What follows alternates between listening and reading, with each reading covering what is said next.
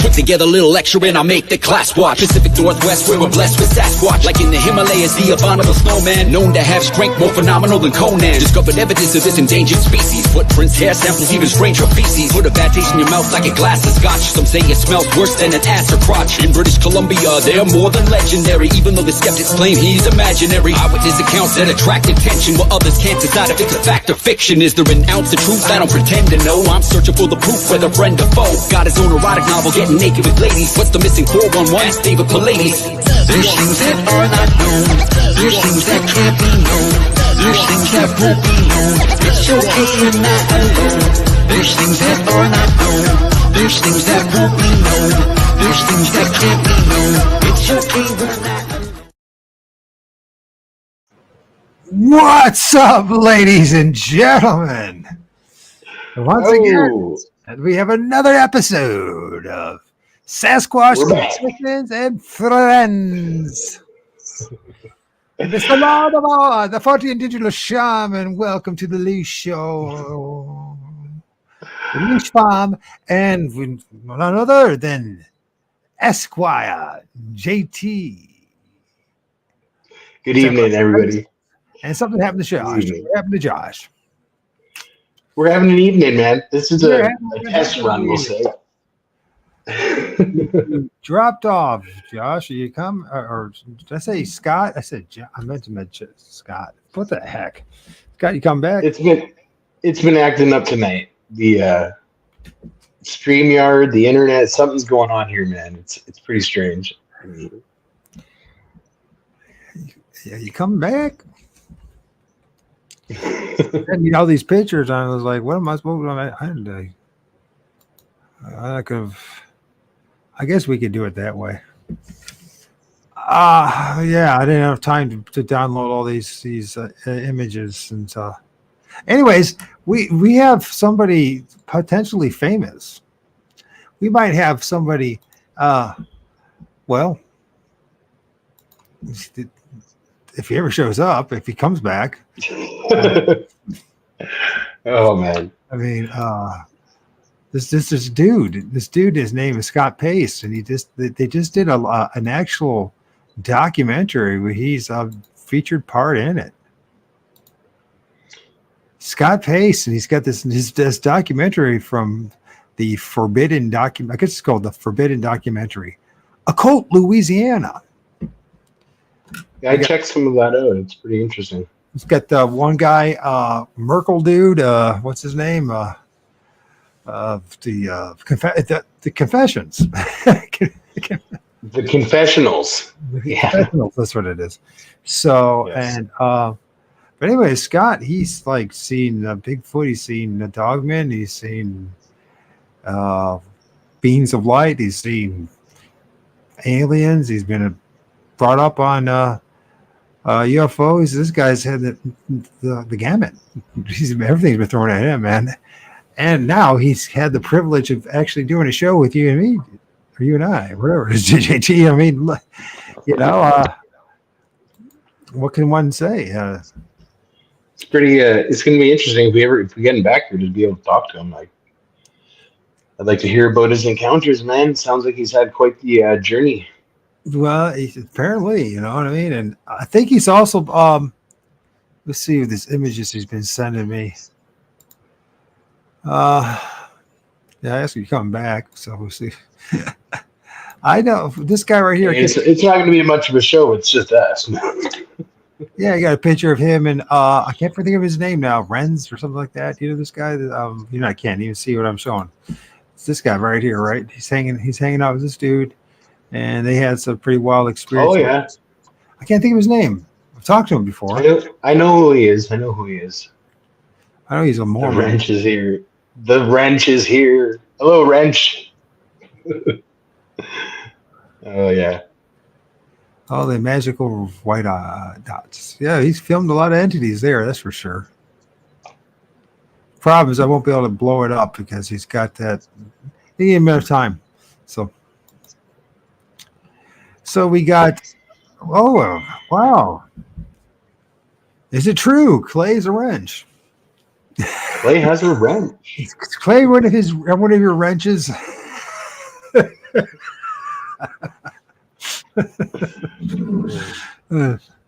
Oh, that's terrible. That was a bad joke. But you know, those Englishmen. It's you, brother. No, Well, come back. Well, come back in. we're waiting for you. He said, "Well, you kicked me. Well, come back in. If it kicked you, come back in." Well, come back in. What the heck? I can't help it. Now You can only imagine. come back in. Now he's been kicked out. Well, come back in. Just because it kicked you, come back in. No, it's been acting up tonight, man. It has been acting up. Yeah, well, you know, a lot of things are. I'm talking about some stuff that they don't want me talking about. You're having some things that you've gone through, and if this guy ever shows up, I imagine he's going to have a few things to talk about that we're not supposed to be talking about. But that's how we like it, isn't it, JP? We like talking about things you're not supposed to talk about. Oh yeah, definitely. Right up our alley. Feeding the animals, nice. Nothing like a little controversy. That's what I say. Oh no! What's going on now? Now what's going on? No, what's going on now, man? What are you doing, man? Oh,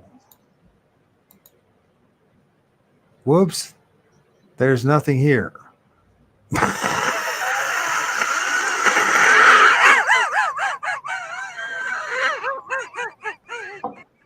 I'm sorry.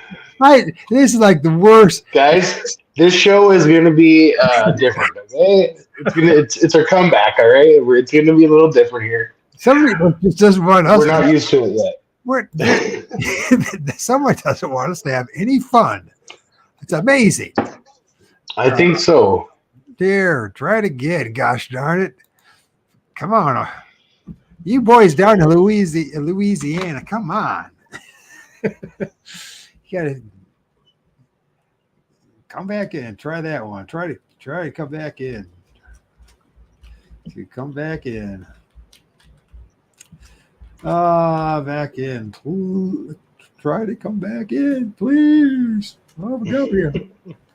Well, we do have a show, but it won't be the same show, I guess, if it turns out that way. So, how you doing, Clay? Anybody else? All two. Who are the other two that are here? Say hi. Anybody introduce yourselves? Yeah, my name is Michael Adams. Michael H. Adams, that is. Sir Michael H. Adams to you. Hey, look at you. Oh, whoa. Holy smokes, look who's here. Hey, God. He's back. Hey, who's that? Who are you? Who are you, stranger? We haven't. We need to do this. We need to do this quick before the internet cuts out. You got about 30 seconds to tell us the whole story. You got 30 seconds to tell us the whole story. Mark said go. This is easy.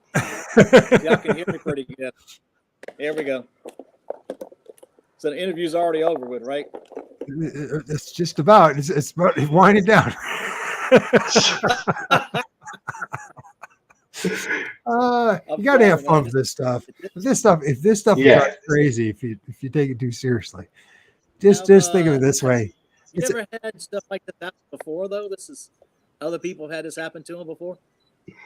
Yeah, we had a show about a month and a half ago. We were doing an interview with a guy from New York. Mm-hmm. And he films all these amazing. No, it was the guy from Oregon. It was Mojo. Yes. It was Mojo. Yes, Mojo. That's right. Yeah, it was Mojo, and Mojo. He had some amazing images of these things what he calls biological, like UFOs, like these. He thinks they're biologics, and they're this amazing stuff he's filmed, right, JT? I mean, some of the best stuff by far that I've seen. So, as far as really making you think about outside the box and what UFOs are, what aliens are, and orbs and that kind of stuff. So, it was an excellent show, but it was my turn, so I was the one who's constantly being knocked out. So, This turn now it's your guys' turn. This is not the Payback. first time for me. I mean, let me tell you, this is the first interview this year that I've done because of all the crazy stuff that's going on. And I want to say the last interview was probably November of last year, maybe even October. Look at JT. Sorry, JT I was on my phone there.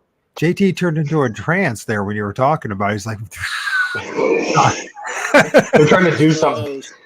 sorry, no, we're not making fun of what you're saying, Scott.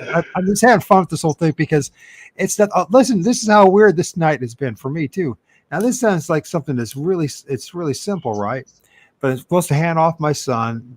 As usual, his mom, got the new boyfriend, so late as usual. So, and the thing is, like, then my guitar pick. I lost my guitar pick, and you have no idea how important that is to me right now because I've been playing the guitar for the past couple of days, right? So I'm looking all over for my guitar pick. I can't find my guitar. I just had the guitar pick. I literally had it right here, and it vanished. Just like in midair, I had me, my son, everybody looking for my guitar pick, right? Fortunately, I had two guitar picks in my guitar that dropped in the hole there, so I was able to shake them out, right? But I'm just like all stressed out about where's my guitar pick. And then how it goes. and yeah. What happened to Scott? Did he decide that he's? Oh my God, he's breaking up. I can hear you. We can hear you, Scott, but you're black now. You're. Still hear me? We can see. We can hear you. We just can't see you. No joke though. Like when we were having all these issues setting up, I staged my house when my phone went down, and it stopped doing it. So sage your house up. Sage your house. JT said he smudged his house up, and it's working fine now. So. That must be like symbolism on the Illuminati. Is that what we're looking at right there? Nice. Is that the pyramid and all seeing? And is that God raw there? Is that what we're looking at? This will kick in. Believe me, it will. It will happen, folks. Because we have none other than Scott Pace, and Scott Pace is going to be a household name sooner or later. Because Scott Pace has got this, he's become an internet sensation overnight. How does that happen? How does Scott Pace become an internet sensation? And please do tell.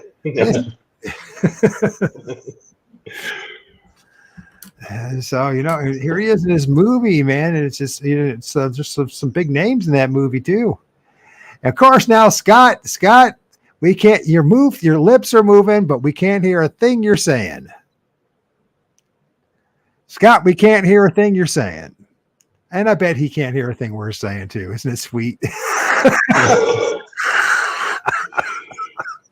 He can hear us. Is your mic muted?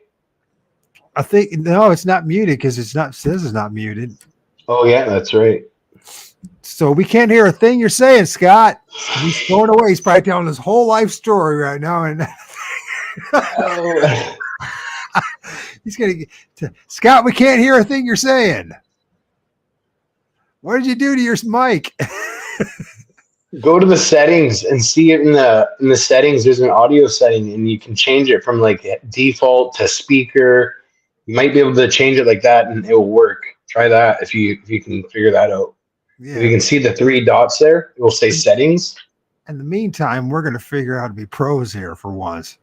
Or maybe we're going to be professional misfits and just screw ups after all. Hey, why not? You know what I mean? We got lots of. Oh, I do. Yeah, Damien in the house. Damien is in the house. So we got all sorts of interesting things going on, and it's just weird stuff happening, right? And I think it's who knows what it's about. Maybe we're just not allowed to have fun tonight. Is that what they're trying to do? Hey, I tell you what, we're gonna have fun regardless. So. Oh yes, definitely. Scott, we cannot hear a thing you're saying. can you say something, Scott? Did you have anything? I think you're Man. all right. Drop off and come back in. I think it has something to do with these guys from Louisiana. There's something wrong with them. Mississippi and Louisiana. Nothing personal, gentlemen, ladies and gentlemen, but there's something wrong with you guys. For some reason, I mean, I think because you guys still don't have internet or something. These guys still using those satellite dishes, I heard. That's what I heard. I don't know. Satellite phones. Anyways, yeah, Scott, he's like become quite famous in this movie, talking about the Occult Louisiana. He's a big part of it. And he talks about, once again, about his encounters with Bigfoot and with Dogman and beings of light and orbs and eye shine. It's crazy, the story. But you remember the story about the eye shine and like the kaleidoscope? It's like it just got in a beam of light, just zoomed him right in the middle of his forehead. And I'm like, you know what? Why not, man? You know what I mean? It's better him than me. That's what I say. You know what? If he wants to get beamed in the middle, have his third eye open, I think that's great. But you know what I mean? I don't see any necessity of him having my third eye open today. I don't know about you. I'll take it, man. Bring it on. I've been chosen. I've been chosen. The world is going to end. The Armageddon is coming to try. Scott, what are you doing, Scott? There, I heard a beep. I heard something. I heard a beep, and it's trying to make it. It's good. And he's back. Scott, can you hear us? Hey, can you hear me now? Can you hear me? Yeah. Holy crud. There really is a guy named Scott Pace. I swear. Oh my God, y'all. This is crazy. I'm used to this. This is not the first time all this has happened. So what we're saying is, folks, this is just the usual. You can blame us all you want, but it's not all our fault. So no, it's not. It's you talk about crazy paranormal things and everything. It does happen. So I've had, I guess, not the very last interview. That one went pretty well, but the one before that, I tried to do one with a group called Blondes and Booze, and we just finally had to quit. It was coming in and out, and finally it just shut off. Like I was on my computer first, then that one shut off by itself. So now I'm back on my phone to see if this will work.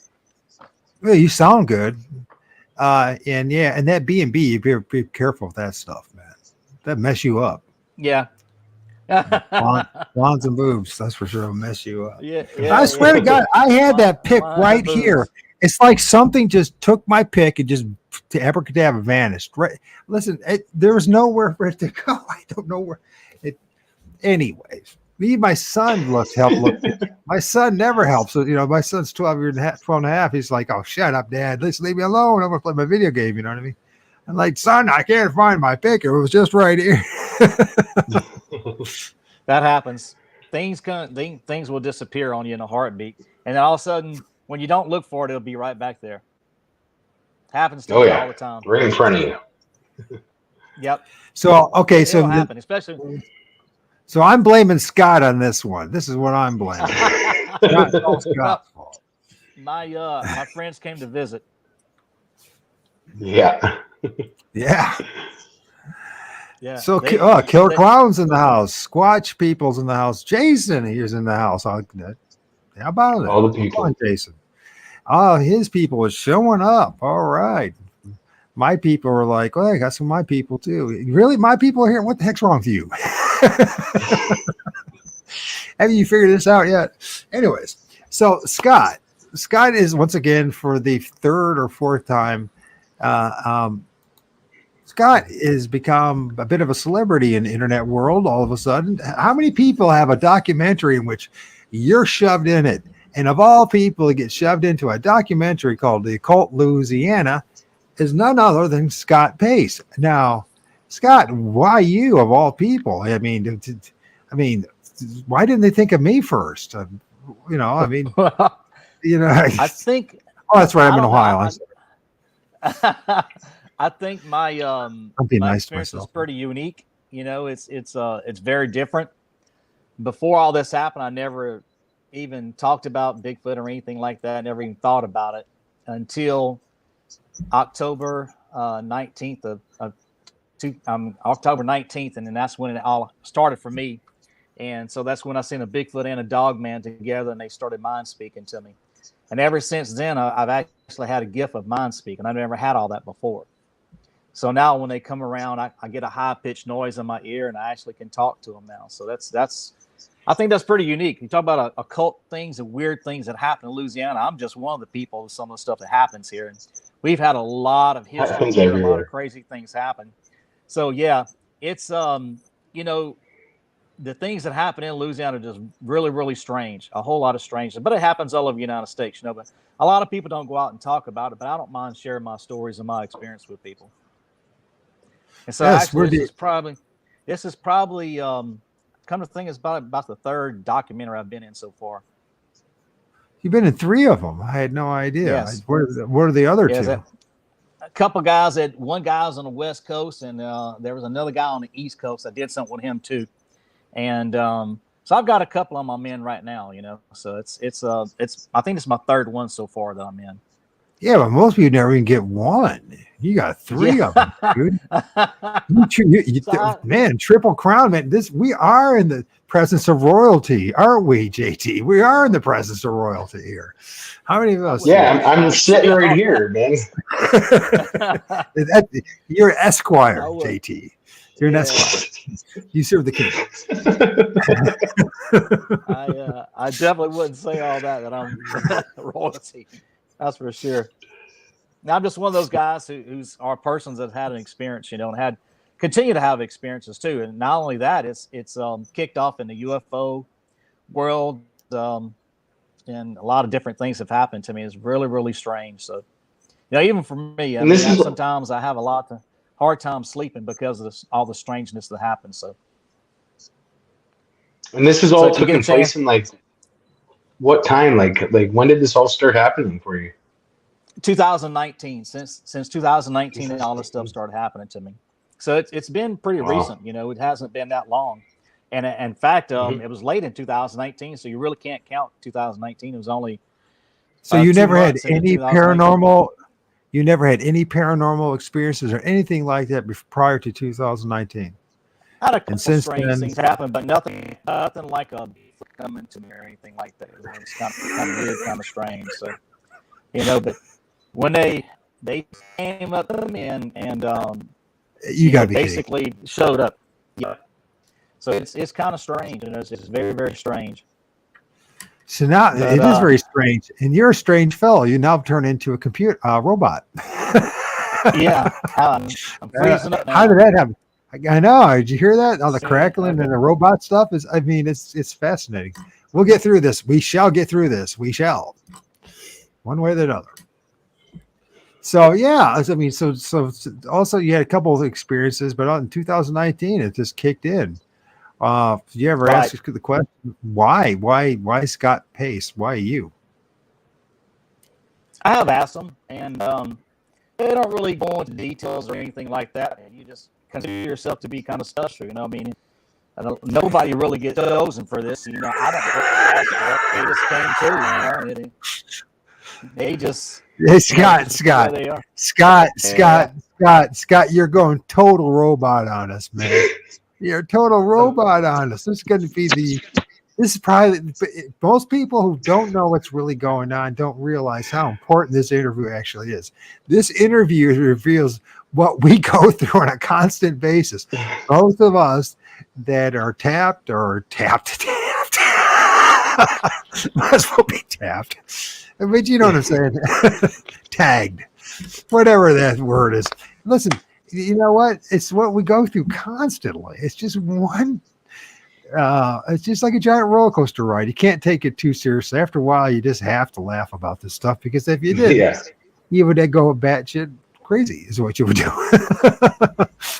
So here we are, Scott, you know, what are we going to do about this? You want to try again? Say something? Hello, can you hear me? Yeah, now we're gonna have to do this one more. Something's going on with your mic, so it's really gone robot. Mike is Yeah, it's been an interesting night so far. It's still crackly. Why don't you? Okay, let's try this again. Okay, let's try this again. Maybe we need to do this one more time. Come out and come back in. Okay. Will you, Scott, okay. try one more time? Yeah. Try to come back in. We'll see if that's what it is. If not, then it is what it is. And we're trying here, people. We're trying to put a show on for you, but you know what? The spirits, the energies aren't allowing us tonight, man. He didn't happening here. He also didn't boot himself out. I wonder if I should take him out. There you go. I didn't do it. I didn't have to take the man out. Thank goodness. I wouldn't have been able to. Funny though, man. My phone was booting me out. All that stuff. I smudged my house with some sage, and I said, prayer to the Creator to clear any of this negative energy out of my house that's causing this. And I smudged around my phone. Look, it hasn't done it once since. So maybe that's what Scott needs. Do some smudging. It works, man. We got the sovereign cosmic wild man in the house. We got a killer clown. We got a sovereign cosmic wild man, and we got a demon. Sasquatch people. And we got a demon from New Jersey and a clay man. A clay man. And he's the wrench. He's got the wrench. He's the wrench for the night. So, yeah, well, JT, it's been a while since you and I have done a show, so here we are back. And, yeah, we're back, man. We're back. We're gonna start doing this again, guys. We're not gonna do 2 shows a week though, but we're gonna aim for doing a show a week. We're gonna try. or at least a couple of shows a month. We're gonna try. Yeah, exactly, right. At least a couple. Man, where's the guest? Man, we're having serious stuff happening tonight, James. Like the weirdest stuff is happening, man. Things aren't working for us. We'll see. We got a seeker in the house. Hello, seeker. Sasquatch seekers. He's a seeking, and we are peeking. Yo. So yeah. What is I just been dad all week. That's what I've been. Everything that I planned on doing, as far as like going out, maybe doing some field research. Sure enough, nope. That's a sign. It's a sign from where and from who? Sika. Somebody's telling us something. So yeah, well, first of all, let's talk about you. I mean, you filmed something, and we haven't had a chance to even talk about it on the show, have we? We just but JT's been filming some stuff. Yeah, always, man, always. A shadowy figure like thing. It was a shadowy figure. It was ducking behind the tree, kind of moving around, and I knew it was there when I seen it. I could see it with my own eyes, but it is what it is, man. To me, it's nothing. It's just, it is what it is. And it's a part of my life, and it ain't no big deal, if you want to show it, you can. I like buttered sausage. Let's talk about it, baby. Buttered sausage. Well, you probably missed this, but what happened is that Diesel pointed out that Jesus said backwards is sausage. Literally, it's sausage. What? It's sausage. What the hell? I pronounced sausage. Sausage. Hey, he's back. He's back. He's back. Here we go again. We'll try this one again. We can hear you. You can hear me? We can hear you. There's no robot thing going on, so that's a good thing. All right. This is a case lesson in perseverance. You know what I mean? We're gonna talk about this stuff if hell freezes. Or maybe we're not.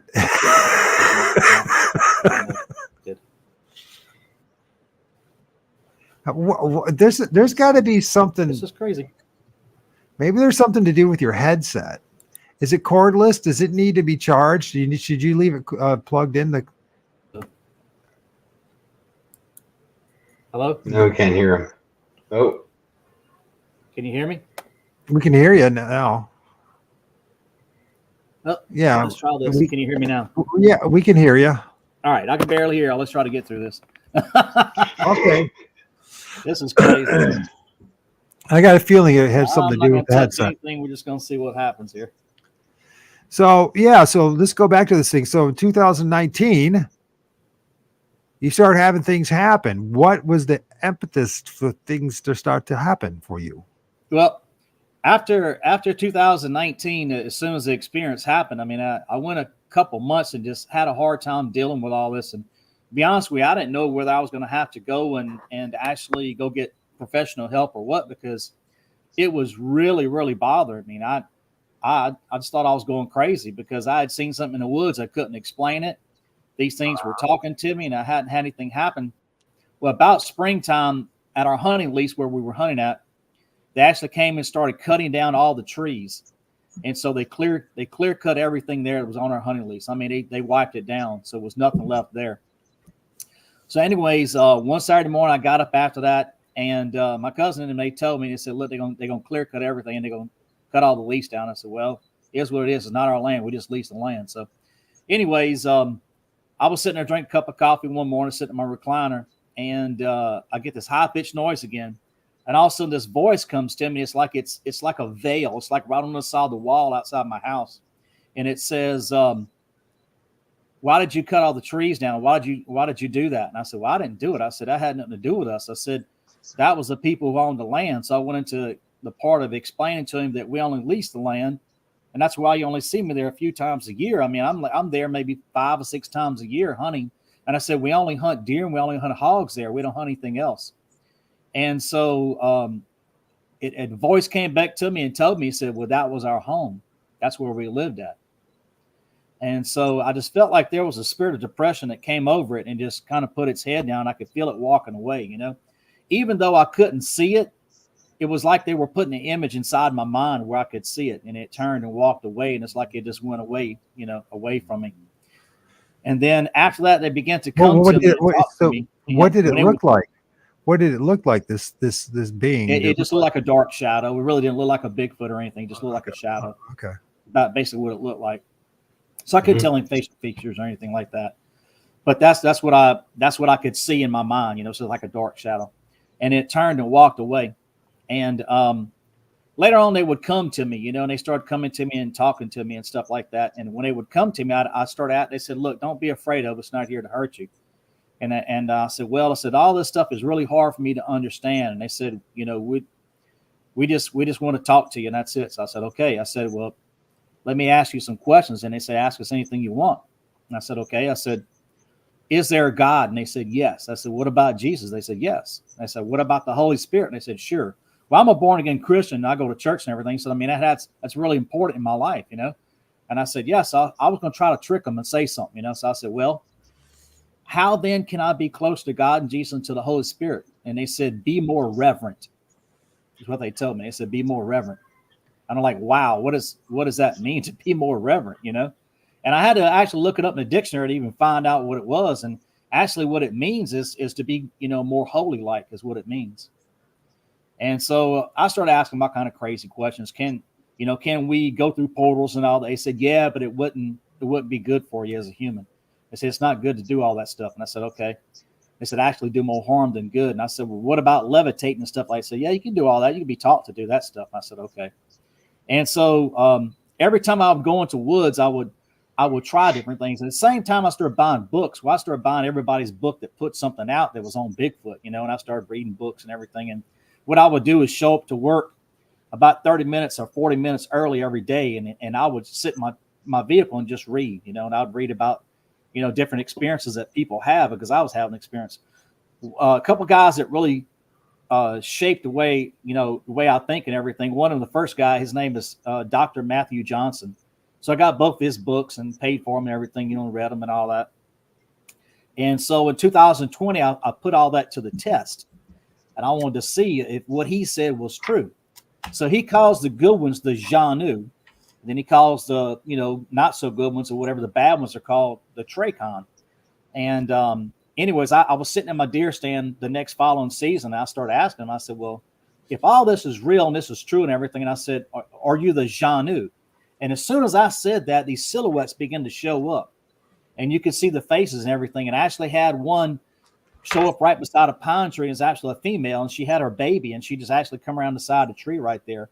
And actually got started taking pictures. So I had a picture of all that, So I took a picture of that. And so there was proof there. Every time I would do something or say something to them, I would try to get a picture. And so I've got a lot of pictures and stuff. And then I started reaching out to other people in the community and stuff. Everything that had something about Bigfoot, I started, trying to get on that and to see how people were. And if a lot of people are negative, or if they were naysayers or whatever, or just what you would call trolls, then what I did was I got out of that, I got out of that group and everything. I didn't stay in there long. And then the first interview I actually did was with Mr. Kerry Arnold, the late great Kerry Arnold, and that was Bigfoot Odyssey. And so I actually did an interview with him. And I'm trying to remember the number of mine, but it was like I don't know, maybe I can't remember right now, but I did 2 of them with him. And so after that it just started. And so that was the first live interview I did. But the first time I talked about it was right after my experience, and it was early on. And it was a guy by the name of George Workman, and he's on the East Coast over there by you guys, somewhere over there. So anyways, I'm on the West Coast. Yeah. So, anyways, I talked to him, and he interviewed me first, and I did like just an audio type interview. And so after that, I started doing an interview after interview. And since then, I don't know, I've probably got 14, 15 interviews and stuff that I've done on YouTube and stuff like that. Last time I counted, I don't know. I've got a bunch more, but I can't remember how many exactly it is. But all through this time, I've had different experiences. So after I started reaching out to people, another guy, but his name was Kawani Lapsaritis. I started reading his books, and so I would do things like talking to him when I went in the woods and stuff like that.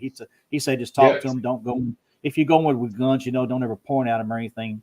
And anyways, I had different things just happen to me in the woods that were just really ironic, and just different things happening. And a lot of times I go in the woods and find footprints, but they only be like one footprint.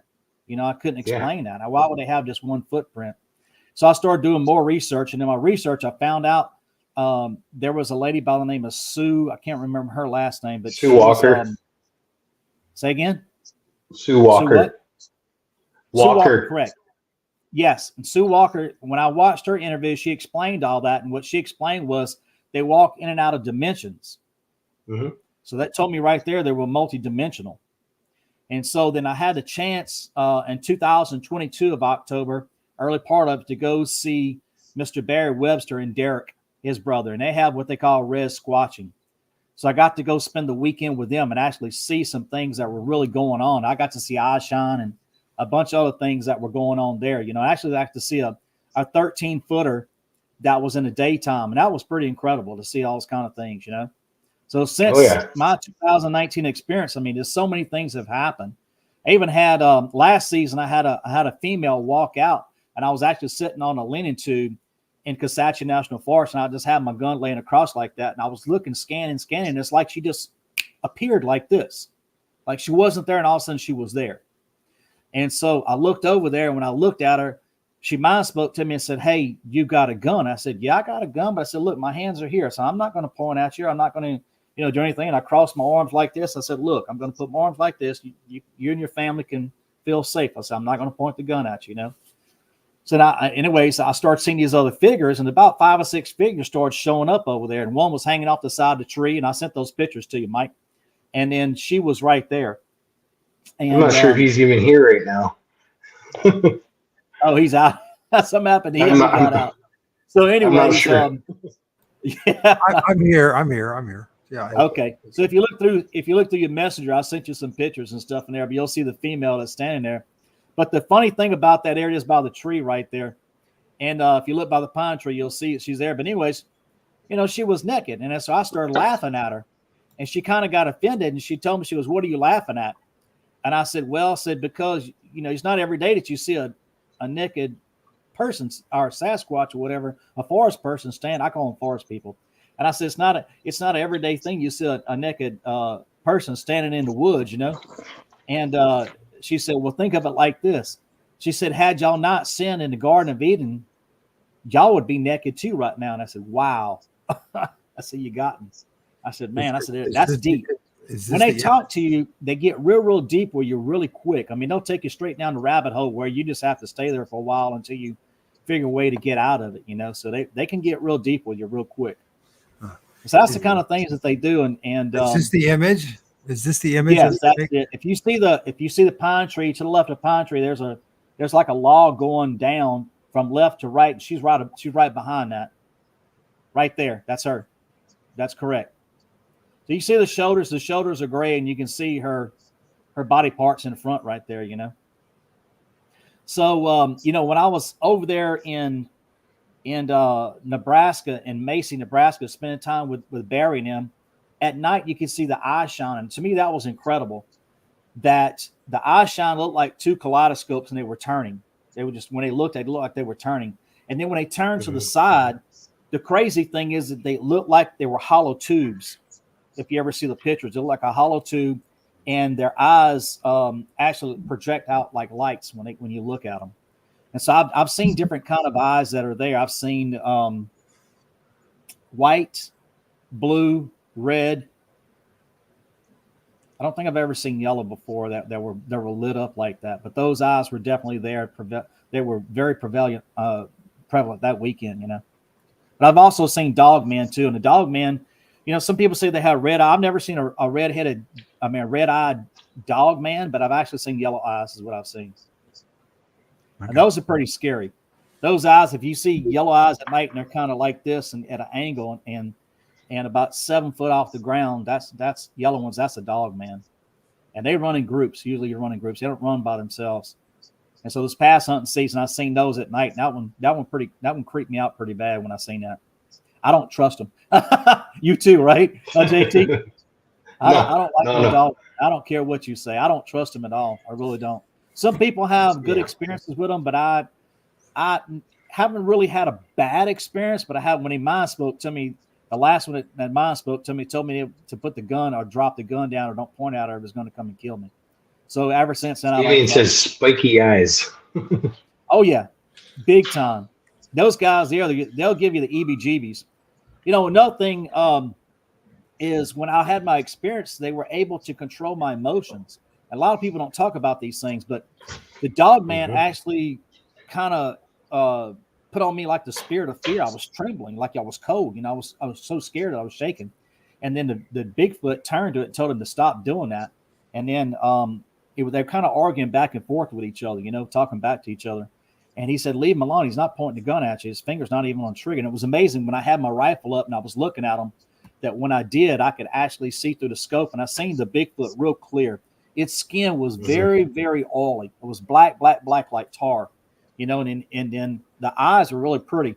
They were actually yellow and orange is what they looked like. They were gorgeous, you know, really, really pretty. And it didn't try to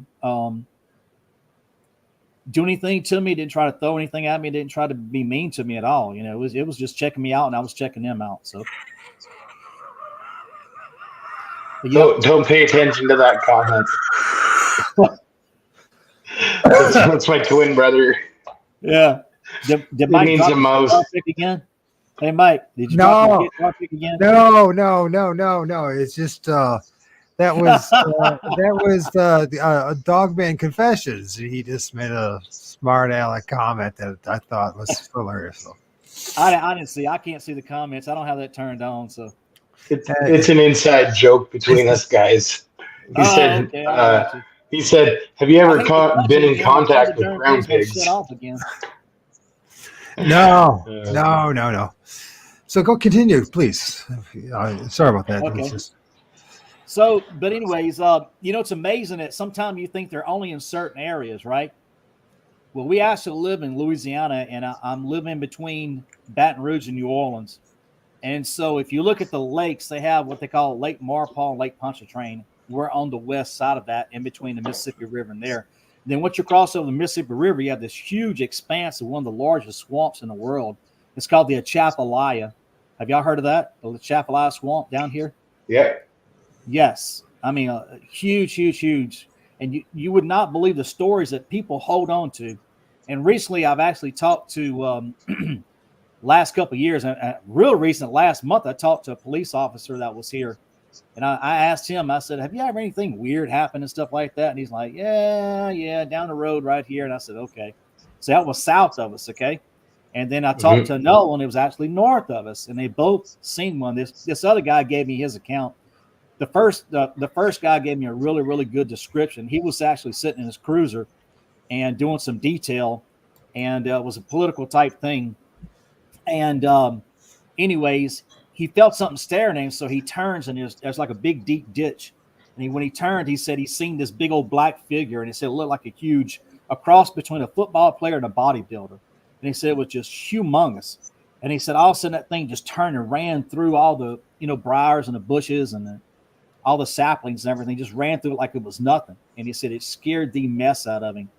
And he said the next day he went and talked to his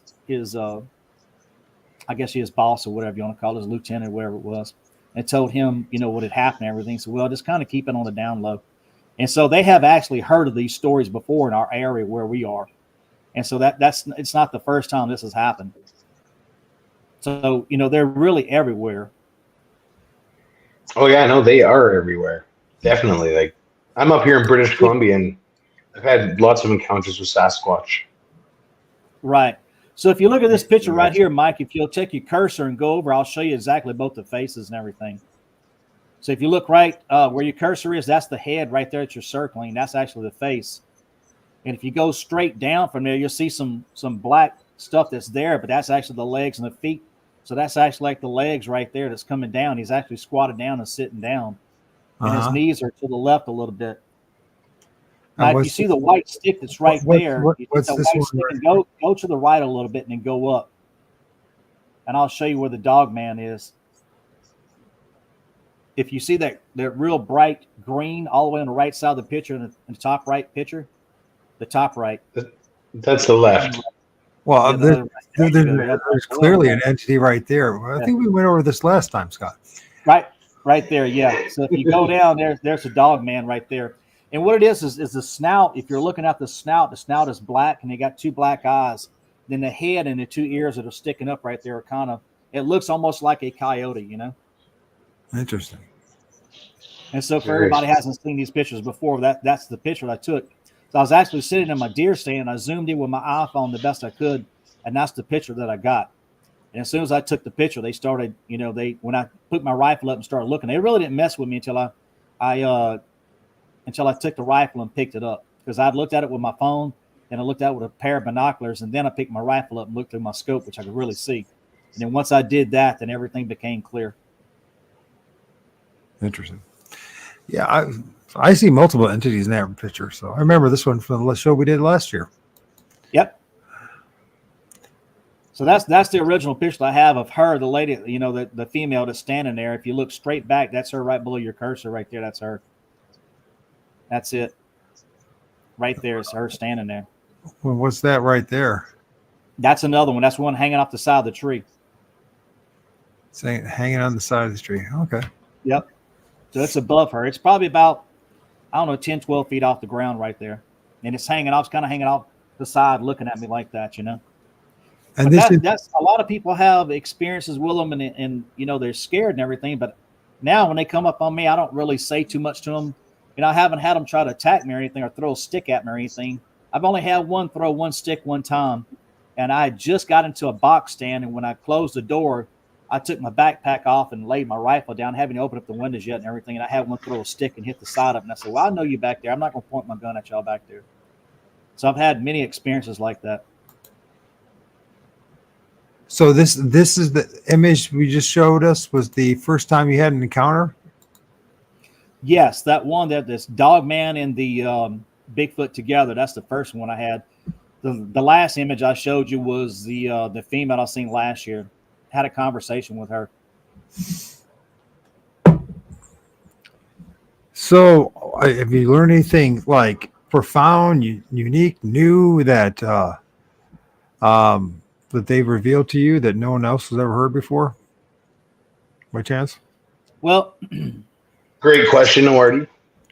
yeah. What is the craziest thing y'all have ever heard of them doing? I mean, the ultimate craziest thing you've ever heard of them doing. And I'll share my experience with you. The craziest thing that I ever heard? I've heard an awful lot of stuff. You have to give me a chance to figure that one out. So, what about you, JT?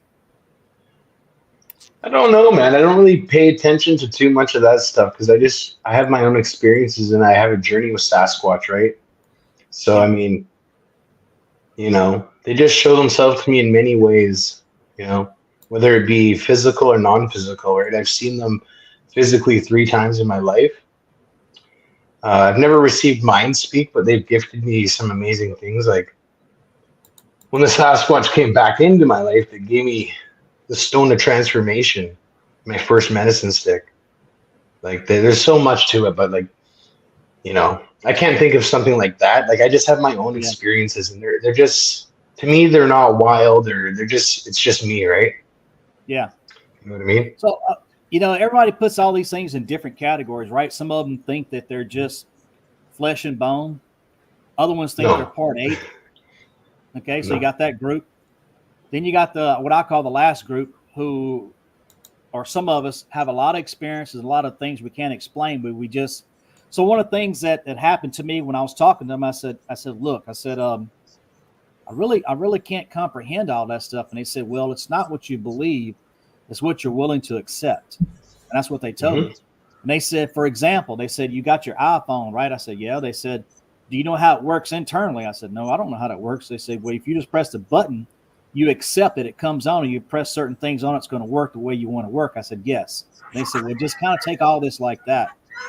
And so one of the things is that they come in and out of the ground. And that is the hardest thing for me to comprehend. Of everything they can do, that's what they do. They go inside of portals, going inside behind of a veil and stuff so like that. I got an honest question for how do you know that they're telling you the truth about anything, knowing that these trickster spirits are out there? How do you know that they're not messing with you? How do you know when it's not them messing with you, and the difference between that and the truth? Everything it's just like it's for me, everything is it's like everything is truth, because it's like it's kind of like you get a feeling from somebody who lies to you. You know, you can feel like they're kind of, you know, that sense of it's just like a good person. You get around certain people that are really good, you know, you can feel that. And then other people, my wife has intuition about people really, really well. She's extremely blessed. She can tell when the good people and bad people are around. You can tell when they're lying in a heartbeat. And I have a little bit of that, you know, I can kind of tell people stuff like that. But with them, it's just straight truth, and it's just to the point. They're very direct when they tell you stuff, you know.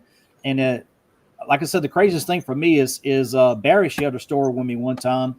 There's Barry. I've actually, like I tell you about the female, she just showed up out of nowhere, right? And so he told me, he said his nephew was actually on the res, and he was running away from the res police because he'd gotten a little bit of trouble. And so his nephew ran so far as in this tall grass. It was kind of like in the fall, and it was cold and everything. He just fell down and kind of like was just resting there because he ran so much. He ran like 5 or 7 miles. I don't know. It was a long ways. And he just couldn't go anymore. So he laid down. All of a sudden, while he's laying there, he feels the ground moving. And this Sasquatch comes out of the ground. And it walks over to him and just looks at him. He goes, like that, walks off. Now, that kind of stuff gets me. You know, that's the kind of stuff that how can they just come out of, how can they materialize and dematerialize and come out of trees? You know, you see faces in trees, and I wonder if that's them or not, you know? But it's kind of like this, like I was telling you about the female. She wasn't there, and all of a sudden she was just there.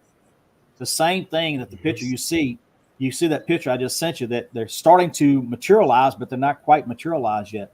And a lot of times I think that's what they do, is when they go into a cloaking mode.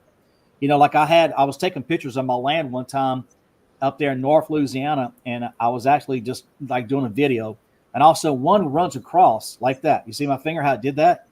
That's what I caught was a blur. Okay. So you see that. So it does that, right? That's what it did. Yep. And I caught that is what I caught.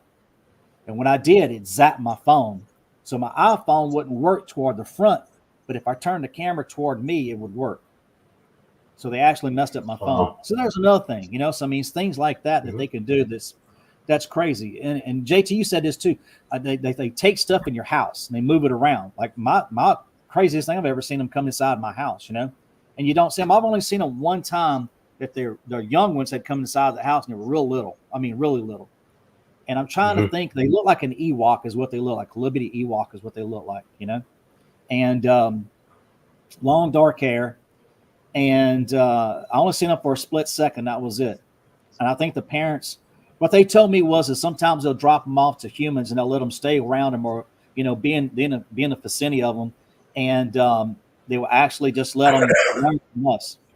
And so the paranormal side is really, really crazy. It's nuts. Oh yeah, big time.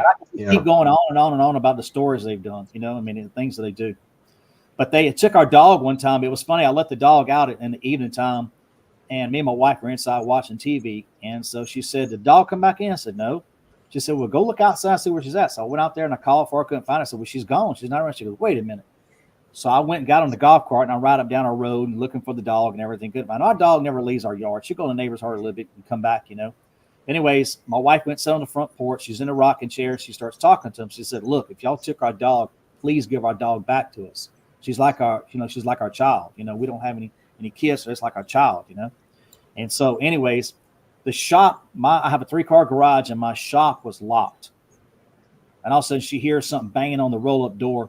She goes, gets the key inside, goes outside, opens up the door, and the dog comes running out. So she locked the door and come back inside. Well, I'd been running down the road in a golf cart, so I come back to the house and I said, "Did you find her?" I said, "Look, she's right here." When I went to go look at the dog, her countenance, her ears were down like this, and she was right beside my wife. So there's another story. So then my wife had 2 years ago, my wife had a surgery that didn't go well at all. They had to put pins in her hip. And when they went to put the top pin, it hit her sciatic nerve that goes down to her leg. So it actually clipped it. So she was really in bad shape. So anyways, I take a few days off of work and everything. I had to go back to work. And at the time I was working a night shift. Well, she texted me. And so I was doing some PMs and stuff at work and all that. And all of a sudden I get my message and she said, "There's orbs in the house." I said, "Do what?" She said, "Yeah, there's orbs in the house." I started looking where there's these blue dots. Okay. And so whenever I looked at the picture, she said, "Yeah, look around." I said, "Well, that's a reflection off the lights." And she goes, "No, watch." She took another picture right beside her. So then she asked him, she said, "Why are y'all here?" She said, "They said to help protect you." And so that's what the blue lights are for. And so every time something happens, me and my wife always ask questions, you know, what is that and why do you do that, you know? So this picture right here is an interesting story, the one you're showing right now. That is actually the face of one. And so we had went to a place at night and we were doing some research with Barry and with Derek Webster in Macy, Nebraska at Risk watching. And there's Derek right there. And so anyways, we were in the truck and Derek had got out, him and his sister got outside and they were in front of the truck and they were actually doing a live. Okay. And you can see the eye shine and everything. Well, I could see these dark shadows around us moving around and I could see the eye shine. Now at night, I couldn't see them. I couldn't make out the hair and everything. All I can see is a dark figure. And that's another one that's hard for me to explain too, is how at night they move around like that. And all you see, you don't really see them. Sometimes you just see a dark figure. Okay. And it may be the difference between a regular Bigfoot and a Sasquatch. I'm not sure. I don't know how to explain all that. So anyways, this one walks by, and when it walks by, Barry always told me, we were sitting in a truck and I was in the back seat. And so the guy was sitting in the front seat. He had rolled his windows up and he only left my window down. I said, "Leave my window down. I want to take some pictures." And so I was snapping pictures and all of a sudden this one walks by. And when it did, it stopped and it turned like this. And that's the picture you see right there. And I took the picture. It actually reached in the truck and tried to grab my iPhone. And I told it no like that. And I pulled it away. And it looked at me and kind of smiled to me and it said, "What is that?" And I said, "Well, that's our communication device. That's how we get around." Only thing I can think is that was a young one because it wasn't that tall. It was about probably 7 foot tall, maybe. That was it.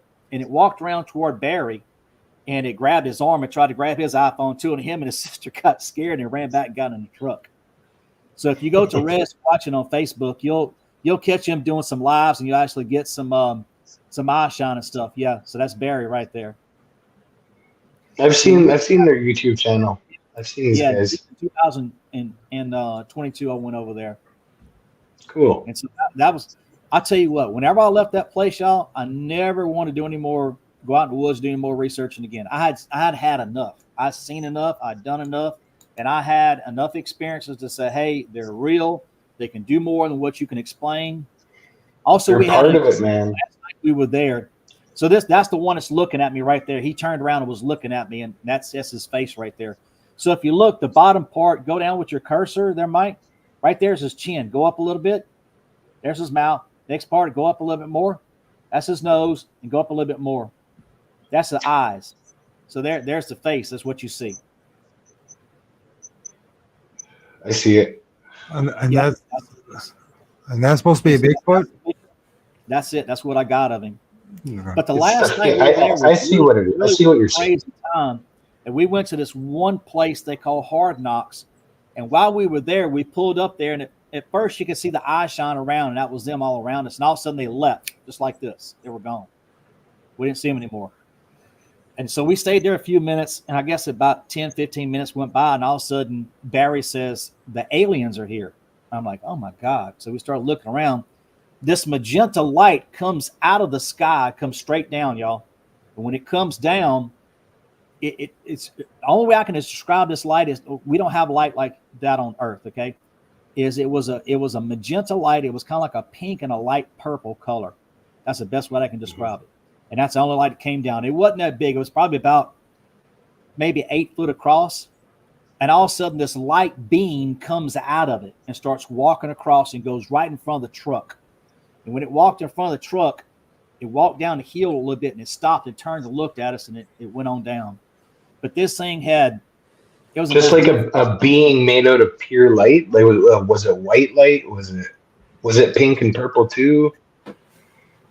I'm sorry, Was Jake, it pink and purple too, or was it like white light? No, like the beam? It was almost like I hate to say a rainbow color, but it wasn't. It was just a bunch of beautiful colors, but it was light, it was blue, it was red, it was green, but it wasn't colors like you would see around here. And it was really, really hard to describe those colors, what it looked like. But it was mostly white with those colors in it. If you would just take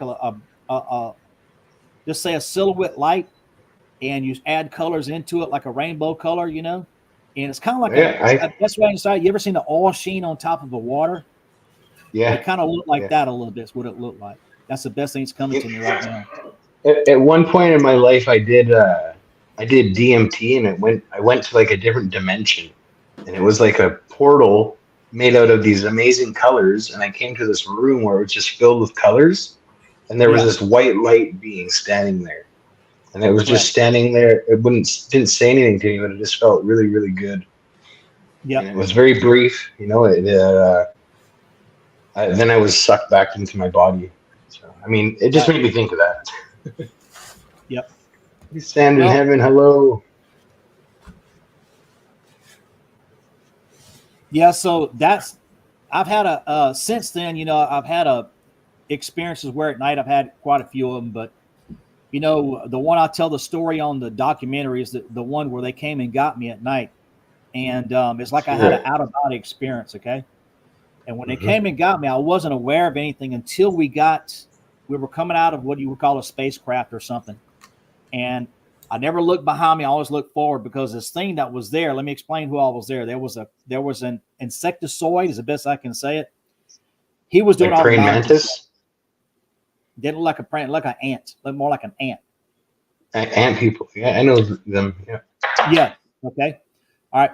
The next one, there was two tall grays, and then there was a Bigfoot, only one, big one. I mean, a real big guy. He was, my God, this thing was probably 14 feet tall at least. It was huge and just real. And they were all nice. They didn't bother me or anything. We just walked. So I went with them. We started walking. We walked into this place. It was like a tunnel almost, but each going down, there were columns all the way down. Okay. It was actually kind of a pretty place. And the light inside there was like a lime color light. It was yellow lime color looking, I knew that before you even said it. Like it just came to me before you even said that. It said green in my head. Yes. Okay. So that's this light coming out, and it's coming off the walls. And I didn't see any kind of source, energy source or anything. It was just light in there. Okay. So we walked a long way down this corridor, and also began to get to hallways. Okay. There were like hallways going down, and it went a little bit further, and all of a sudden there was this one hallway that went to the left. And so we turned, and there was this huge black sarcophagus. Okay. It was huge. I mean, really, really big. And so we walk over there, and the Bigfoot just takes the top of it and pushes it over like this. And so I was looking up like this. And so he grabbed me and put me inside. And so I crawled inside, and whatever it was laying down there, and it had these slanted eyes. Okay. And when I got on its chest and put my hands down, I was looking face to face. It was like I'm looking like this. Okay. And all of a sudden the eyes opened. And when they did, they were like a green looking color, like a yellow green looking color. And all of a sudden it didn't really move a lot, but it started opening up his eyes. When it did, it was like I snapped out of whatever that ant thing was doing. And I said, oh my God, I got to get out of here. So I was trying to get out, and I was trying to jump up, but I couldn't get up because it was too tall to get out. And all of a sudden that thing grabbed my legs. And when it did, it had long, long fingers. I mean, the fingers must have been a foot long, and it was skinny. And it had like ice pick nails on it, is what it had. And it actually grabbed my legs and punctured my legs. And I screamed at that Bigfoot. I said, get me out of here. Get me out of here now. And it reached down and it pulled me out. Okay. And when it pulled me out, it hurried up and closed the lid. And I remember looking down my leg, and I was bleeding. Okay. Where it had grabbed me. By the time I got home and I woke up that next morning, my leg was healed, but it still had dots on it, you know? Mm-hmm. Excuse me. So anyways, I asked them, I said, why did y'all do that? Why did y'all come and get me? And they said, because you have a spirit and a soul. Mm-hmm. That's pretty strange. That's pretty weird. You know, it's like, sometimes I think from hearing experiences, like they use us for that. Like they can take our energy and like put it in something else to like reignite it or something like that. Not to like take our soul, but they need us there. They need a human there to like do this, to make it happen, right? So I don't know, just something that comes to me. Yep. But anyways, I Very was interesting. Yeah. And it was like it's like it didn't wake up until I was there. And so when I got on it, I was looking face to face with that thing, opened up and looked its eyes. I was like, whoa. But it's really even hard. The only way I can explain the body was the skin was below the bones. Okay. It went down into the bones and everything. And it was all black. It was completely black. And it was big. This thing was really big. It was as big as that Sasquatch. Mm-hmm. And so its head, I didn't really see if it had a cone head or whatever. I just seen its face, and its face was kind of, how do you say that? Teardrop looking. It's kind of teardrop looking. It's kind of like this, you know, went down like that. And that's what it looked like. But I've had many experiences like that where I had actually woke up in the morning and I blow my nose, and my nose would be bleeding sometimes. And I would have like a reddish orange looking dirt, you know, fine sand come out of my nose. I've had that happen before too. Then I've had some good experiences. Like, you know, the Bigfoots came and talked to me one time, and they said, well, what do you want? And I said, well, I want to fly a spaceship. And they said, okay. So they came and got me. And so when I came and got me at night, we went to this one clearing. It looked like it was probably from y'all's area or something like that, you know.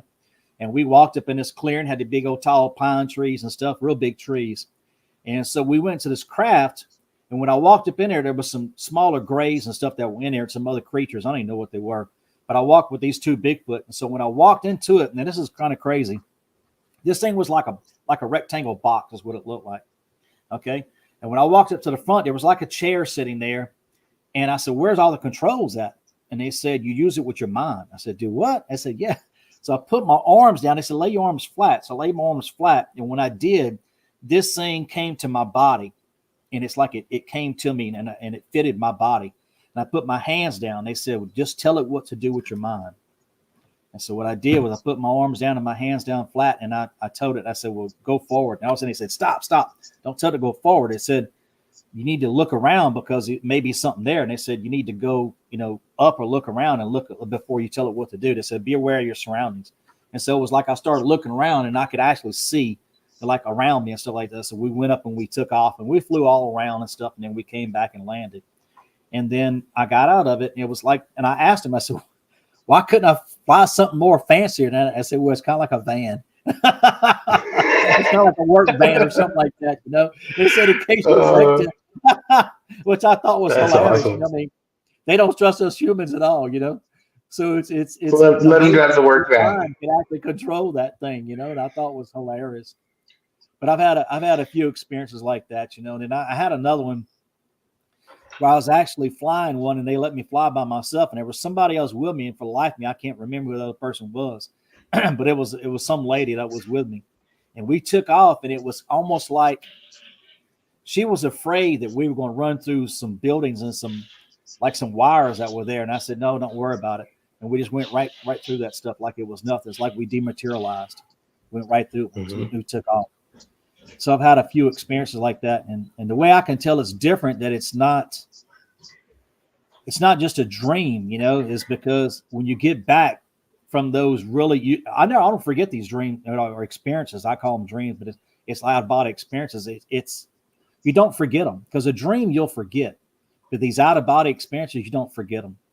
You know, I keep them with me all the time. Yeah, man. Whoa. So is that all your experiences, or do you have like more stuff here? Or it's quite the story you have, man. Yeah, I've had quite a few things happen. I mean, I could keep going on about, you know, things they done. Actually, the weekend before I had my first experience that I say about that was I was sitting in a box stand, and it was during muzzle loading season. And so this doe had come out, and I seen it come out. So I had my muzzle loader and opened up the window, and I actually shot it while I seen it go down, and it kicked and stuff. And so I knew that, you know, I made a good shot with it, and I killed it. So I reloaded just for the heck of it, and I got up and started walking out the box stand. And when I did, I walking toward it, it was like the deer was laying down, right?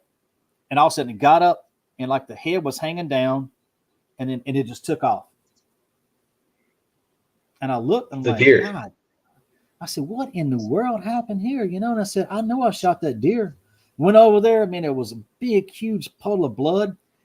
Didn't find any tracks, didn't find anything. Well, come to find out, they'd stole my deer. Oh yeah. And so this is not the first time they had done that. And recently they did this past season, they did the same thing to my cousin. And my cousin, they don't believe in that stuff, you know, don't believe in none of this stuff. And I said, well, y'all don't have to believe it, but I said, sooner or later, something's going to happen, you know? So sure enough, my cousin has shot a deer, got it on camera. Okay. The deer's laying down. The next camera shot you get that's on the trail cam is them coming to get the deer, and they all looking around. You can see they look around like they got this crazy look on their face, like, where's the deer? He said, I know I shot the deer. I said, I know you shot the deer, because the deer's laying there and the picture is dead. So they went to go get it, and they stole that deer. So we've had quite a few deer taken like that, you know? Yep. I've heard of that happening before too. Actually, I know somebody who has had that happen to them. You know, or it actually happened with the gut pile. It disappeared really strangely. You know, no trail, nothing. So if you look at this picture that Mike's got pulled up right here, this is on our property over there. And the one with the blue arrow there, that's a Sasquatch. Now, these other things are in the picture. Your guess is as good as mine what that stuff is, because I have no idea what it is. But, you know, there's always something with Sasquatch, or, you know, forest elemental spirits. So many things that are. You look at all these other things. They're always there. Look like Dogman. Some of them look like a. If you look at that one that's to the left, look at that face right there, JT. You see that one to the left? Yep. So you go up a little bit with your pointer. Keep going up to the top left. Yeah, that one right there. That one looks like a bulldog almost, don't it? It's so strange, right? So that's strange. what I'm saying. When you look at all these things, I don't know what in the world they are, you know. But when I feel something, I feel a little tingle in my ear. I always take pictures. Always. So I'm just taking pictures. And it's amazing how you can leave a picture on there and then come back later and you start looking. The way I see these things is I start looking for eyes first. Always looking for eyes.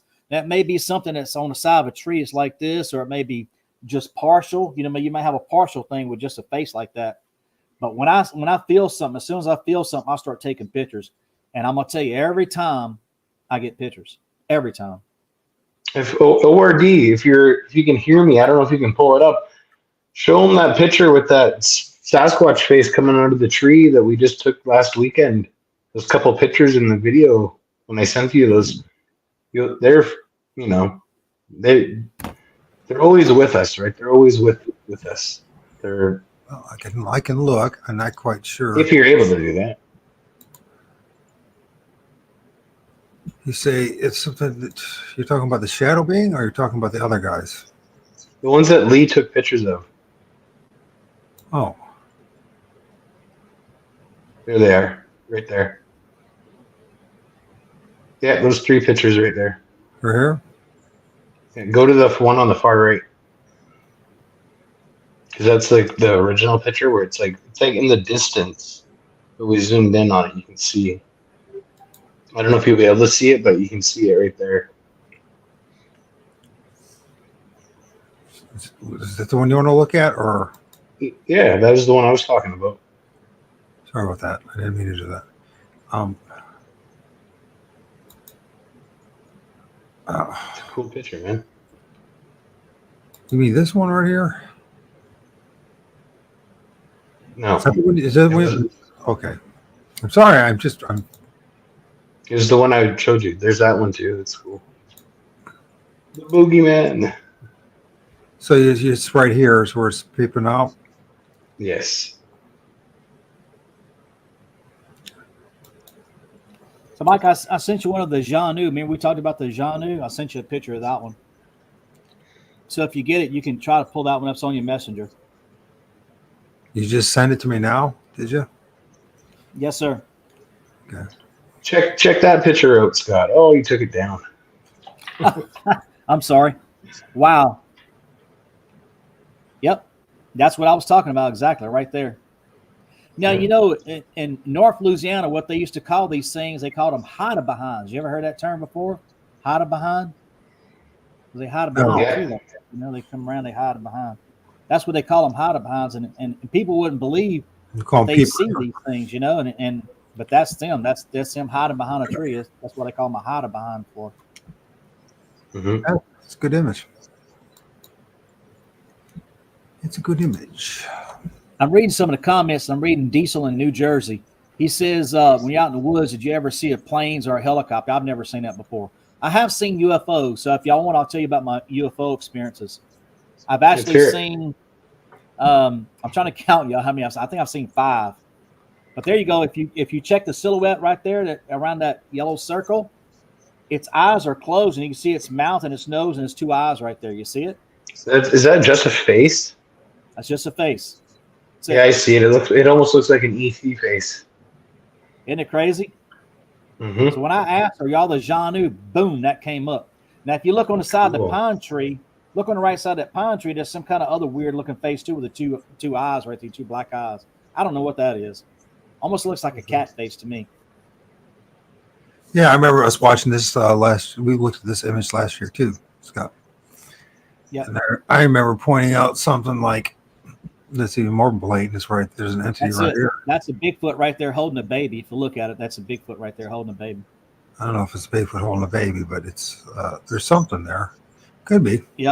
There's something. But that she's behind a tree and she's holding her baby like this. She's got her hand. She's like holding it up like that, you know. Crazy. I remember us talking about this. I mean, I don't see what you see, so that is me. I see it. I see multiple heads. Okay, right there, go back with your cursor and I'll explain it to you.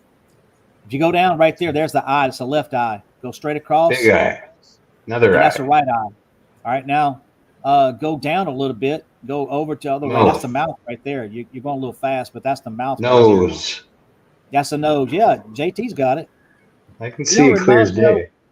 I got a better view than both of you, and I from here, and I don't see it. So I just don't see it.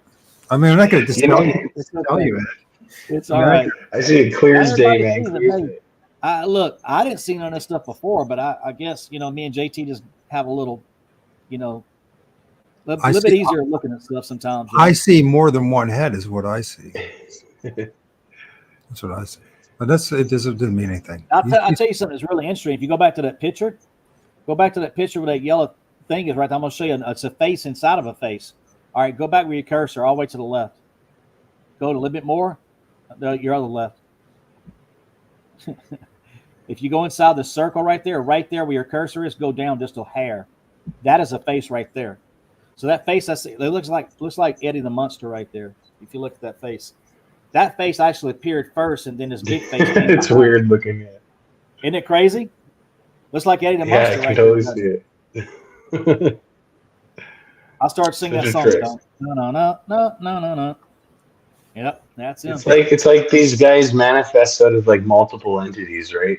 And that's how they Yep. like showing themselves to you. You know, by the looks of it, anyways. Let me go back to tell you about my UFOs. Okay, so this is going Yeah, really yeah. fun. So the first one I seen was actually, it was a few years ago. It's probably about 2000. I seen one. We'd actually went with a church group, and we were going to Destin. We were doing what they call a singles retreat, and there was a group of us about 8 that got there early, and the sun just went down. Just went down, and we were sitting on this boardwalk facing the Gulf of Mexico. All of a sudden, this green light comes flying straight over, and so it had like sparkles and stuff on it. So that was the first one I seen. So the next time I seen one was up at our hunt lease, and there's this really bright white light, and it was up in the sky, and it was just like there was a film projector. The screen had dropped down. This UFO went inside of it, and it closed up. So that was going inside of a portal. So this past winter, I'd worked a night shift all through winter and everything, and so I'd sit outside for a little while. It was nice and pretty outside, and the weather was good, so I'd sit out and watch the stars and stuff. But the same thing happened right on the side of my house going toward the south toward New Orleans, where the Gulf of Mexico is. And I actually seen one of those windows open, which I call a portal. And it looks just like a film projector. Opened up, a screen, opened up, and it shot out and went toward Texas, and it closed up. And so the next thing that happened, Hurricane Ida came through. And so me and my wife were sitting outside on our patio, and where our little outdoor kitchen is, and we were sitting there and talking and everything. And it was hot, so it was kind of muggy and stuff. And so all of a sudden we see this light coming from the Gulf of Mexico toward us. And I looked at it, and she said, "That looks like a helicopter." I said, "Well, maybe." And I said, "Let's let it see if it's going to get a little closer." There's no noise. Never was any noise. None at all. Kept getting closer and closer and closer, and get bigger and bigger and bigger. And because that thing ain't making no sound. I said, "Nope." I said, "Let me try something." So I said, "I see you like that." And all of a sudden, this thing changed from a bright white light. It's like it went out. And all of a sudden, you see this disc. That's all you see, like a CD disc. And it's turning counterclockwise, and it has blue and silver. And then it's like a CD in the center is open, and that thing came right almost directly over us, made a 45 and shot straight toward Texas. Was gone. Was out of here. And my wife got up and she said, "I'm gonna go inside." I said, "Why are you going inside? If they wanted to get you, it'd already been done. You know, they'd have got you." Yeah. I started laughing at it. And so this past True though. yeah, if they wanted to get you, they already got you. They would have beamed down and got you, you know. So I was just dying laughing. I stayed out there for about another hour or two, and then went inside and went to sleep. But anyways, this past summer I seen something I've never seen before in all my life. It looked like a Rubik's Cube. And what was weird, the clouds were rolling in from the northwest and they were coming down, but this one cloud was going west to east. It was kind of weird. It's all by itself. And all of a sudden, this cube drops out. When I say it looked like a Rubik's Cube, it looked just like a Rubik's Cube, except it was all translucent. And all the little squares on the thing. And it took off south. Then all of a sudden, it changed directions and pew, it was going toward the northeast. I mean, just out of there. But I've never seen anything like that before. Anything like that. But all this stuff has been happening since 2019. It's like my awareness is just, it's incredible. It's crazy, right? Because like I had this Sasquatch encounter when I was 8 years old, but like with the Sasquatch, they're like spiritual transformers, right? They transform people spiritually. Right. And like I didn't get to remember that encounter until after I rekindled my connection in my adult life. It like gave me back my memory of having this encounter when I was 8 years old. It's like it's just so wild. Like since 2022 to now, my journey is absolutely it's so out there, man. And the things they have shown me, you know, I don't want to like get into it too much on the show right now because like we're here to talk about you, right? But like, man, you can talk my about journey yourself. That's okay.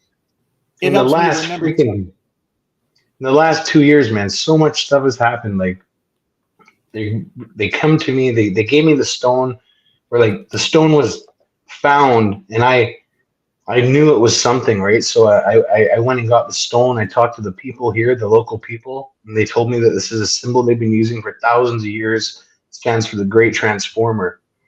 And on the stone, there's man, woman, and the symbol. So it's the story of transformation from spirit to physical, and vice versa. And 1 week later, I was fishing at the same river system, and the Sasquatch, I turned around, and she was standing there in the tree line, this huge brown figure standing there. And she came walking out in the plain sight, like about 100 yards, taking the biggest steps I've ever seen anybody take. Like they were in like from when I could see her in the distance here, it's like they were so big, the space between her legs. And she had a 9-foot staff, like stick, just like the one she gave me. And I didn't realize it until recent that it was my first medicine stick, because I've known they want me to be this medicine man, and they have this journey for me, this path set out. But like, I'm just coming to, like, the translation is just coming through, and like, right. There's so much to it, man. Like I could go on and on and on, man. There's so much to it, and like I've seen them. JT, what do you think about when they say medicine stick and stuff like that? You know, Moses had that stick that he had, you know, that God gave him whenever he went, you know, for 40 days. I mean, for 40 years, he brought the Israelites out of Egypt. You know, there's a stick there. Okay. And then do you think it has something to do with them having some kind of healing power that they put inside the stick or something like that? What do you think about that? I don't know what to think about. But you know, it could very well could be, but stuff, you know. So you understand what I'm saying, right? Yeah, I totally get you. You know, I believe that Sasquatch work with everybody. Like they work with everyone, so it's like it's a possibility, you know, for sure. Yes, definitely. And that's one of the things I think about is when they're giving you stuff, a lot of people just blow it off and saying, "Hey, well, there's nothing there." But what if it actually has some kind of power to it? It's like we are the power, right? We just don't accept that yet. Like as in everyone. And yep. You know, like literally I've asked the Sasquatch, like I connected the Squatch gang as me and my buddies, right? Like we connected with the Sasquatch through the elements. They guided me to connect us through these stones that they gave me. And like so many things, I've traded with them so many times. And at one point I was walking around the forest and I was guided to this toy phone in the forest, and I picked it up and I was joking around, man. And I was like, all right, guys, like I'm answering the call here. I can't keep collecting rocks and filling my house up with rocks, right? I'm like, I want to see some like amazing footprints, another sighting, something like marbles, and a good woman in my life. And within 1 month, all this stuff came true. You know, I tracked a Sasquatch for 7 kilometers with my twin brother. At the end of that tracking, we seen the Sasquatch running down the train tracks. 1 week later, I was cleaning my house and I turned around, and in the middle of my living room floor, there's these 2 big ball bearings that are the size of marbles. Exactly what I asked for, something like marbles. And then a week or 2 later, my ex-girlfriend came into my life.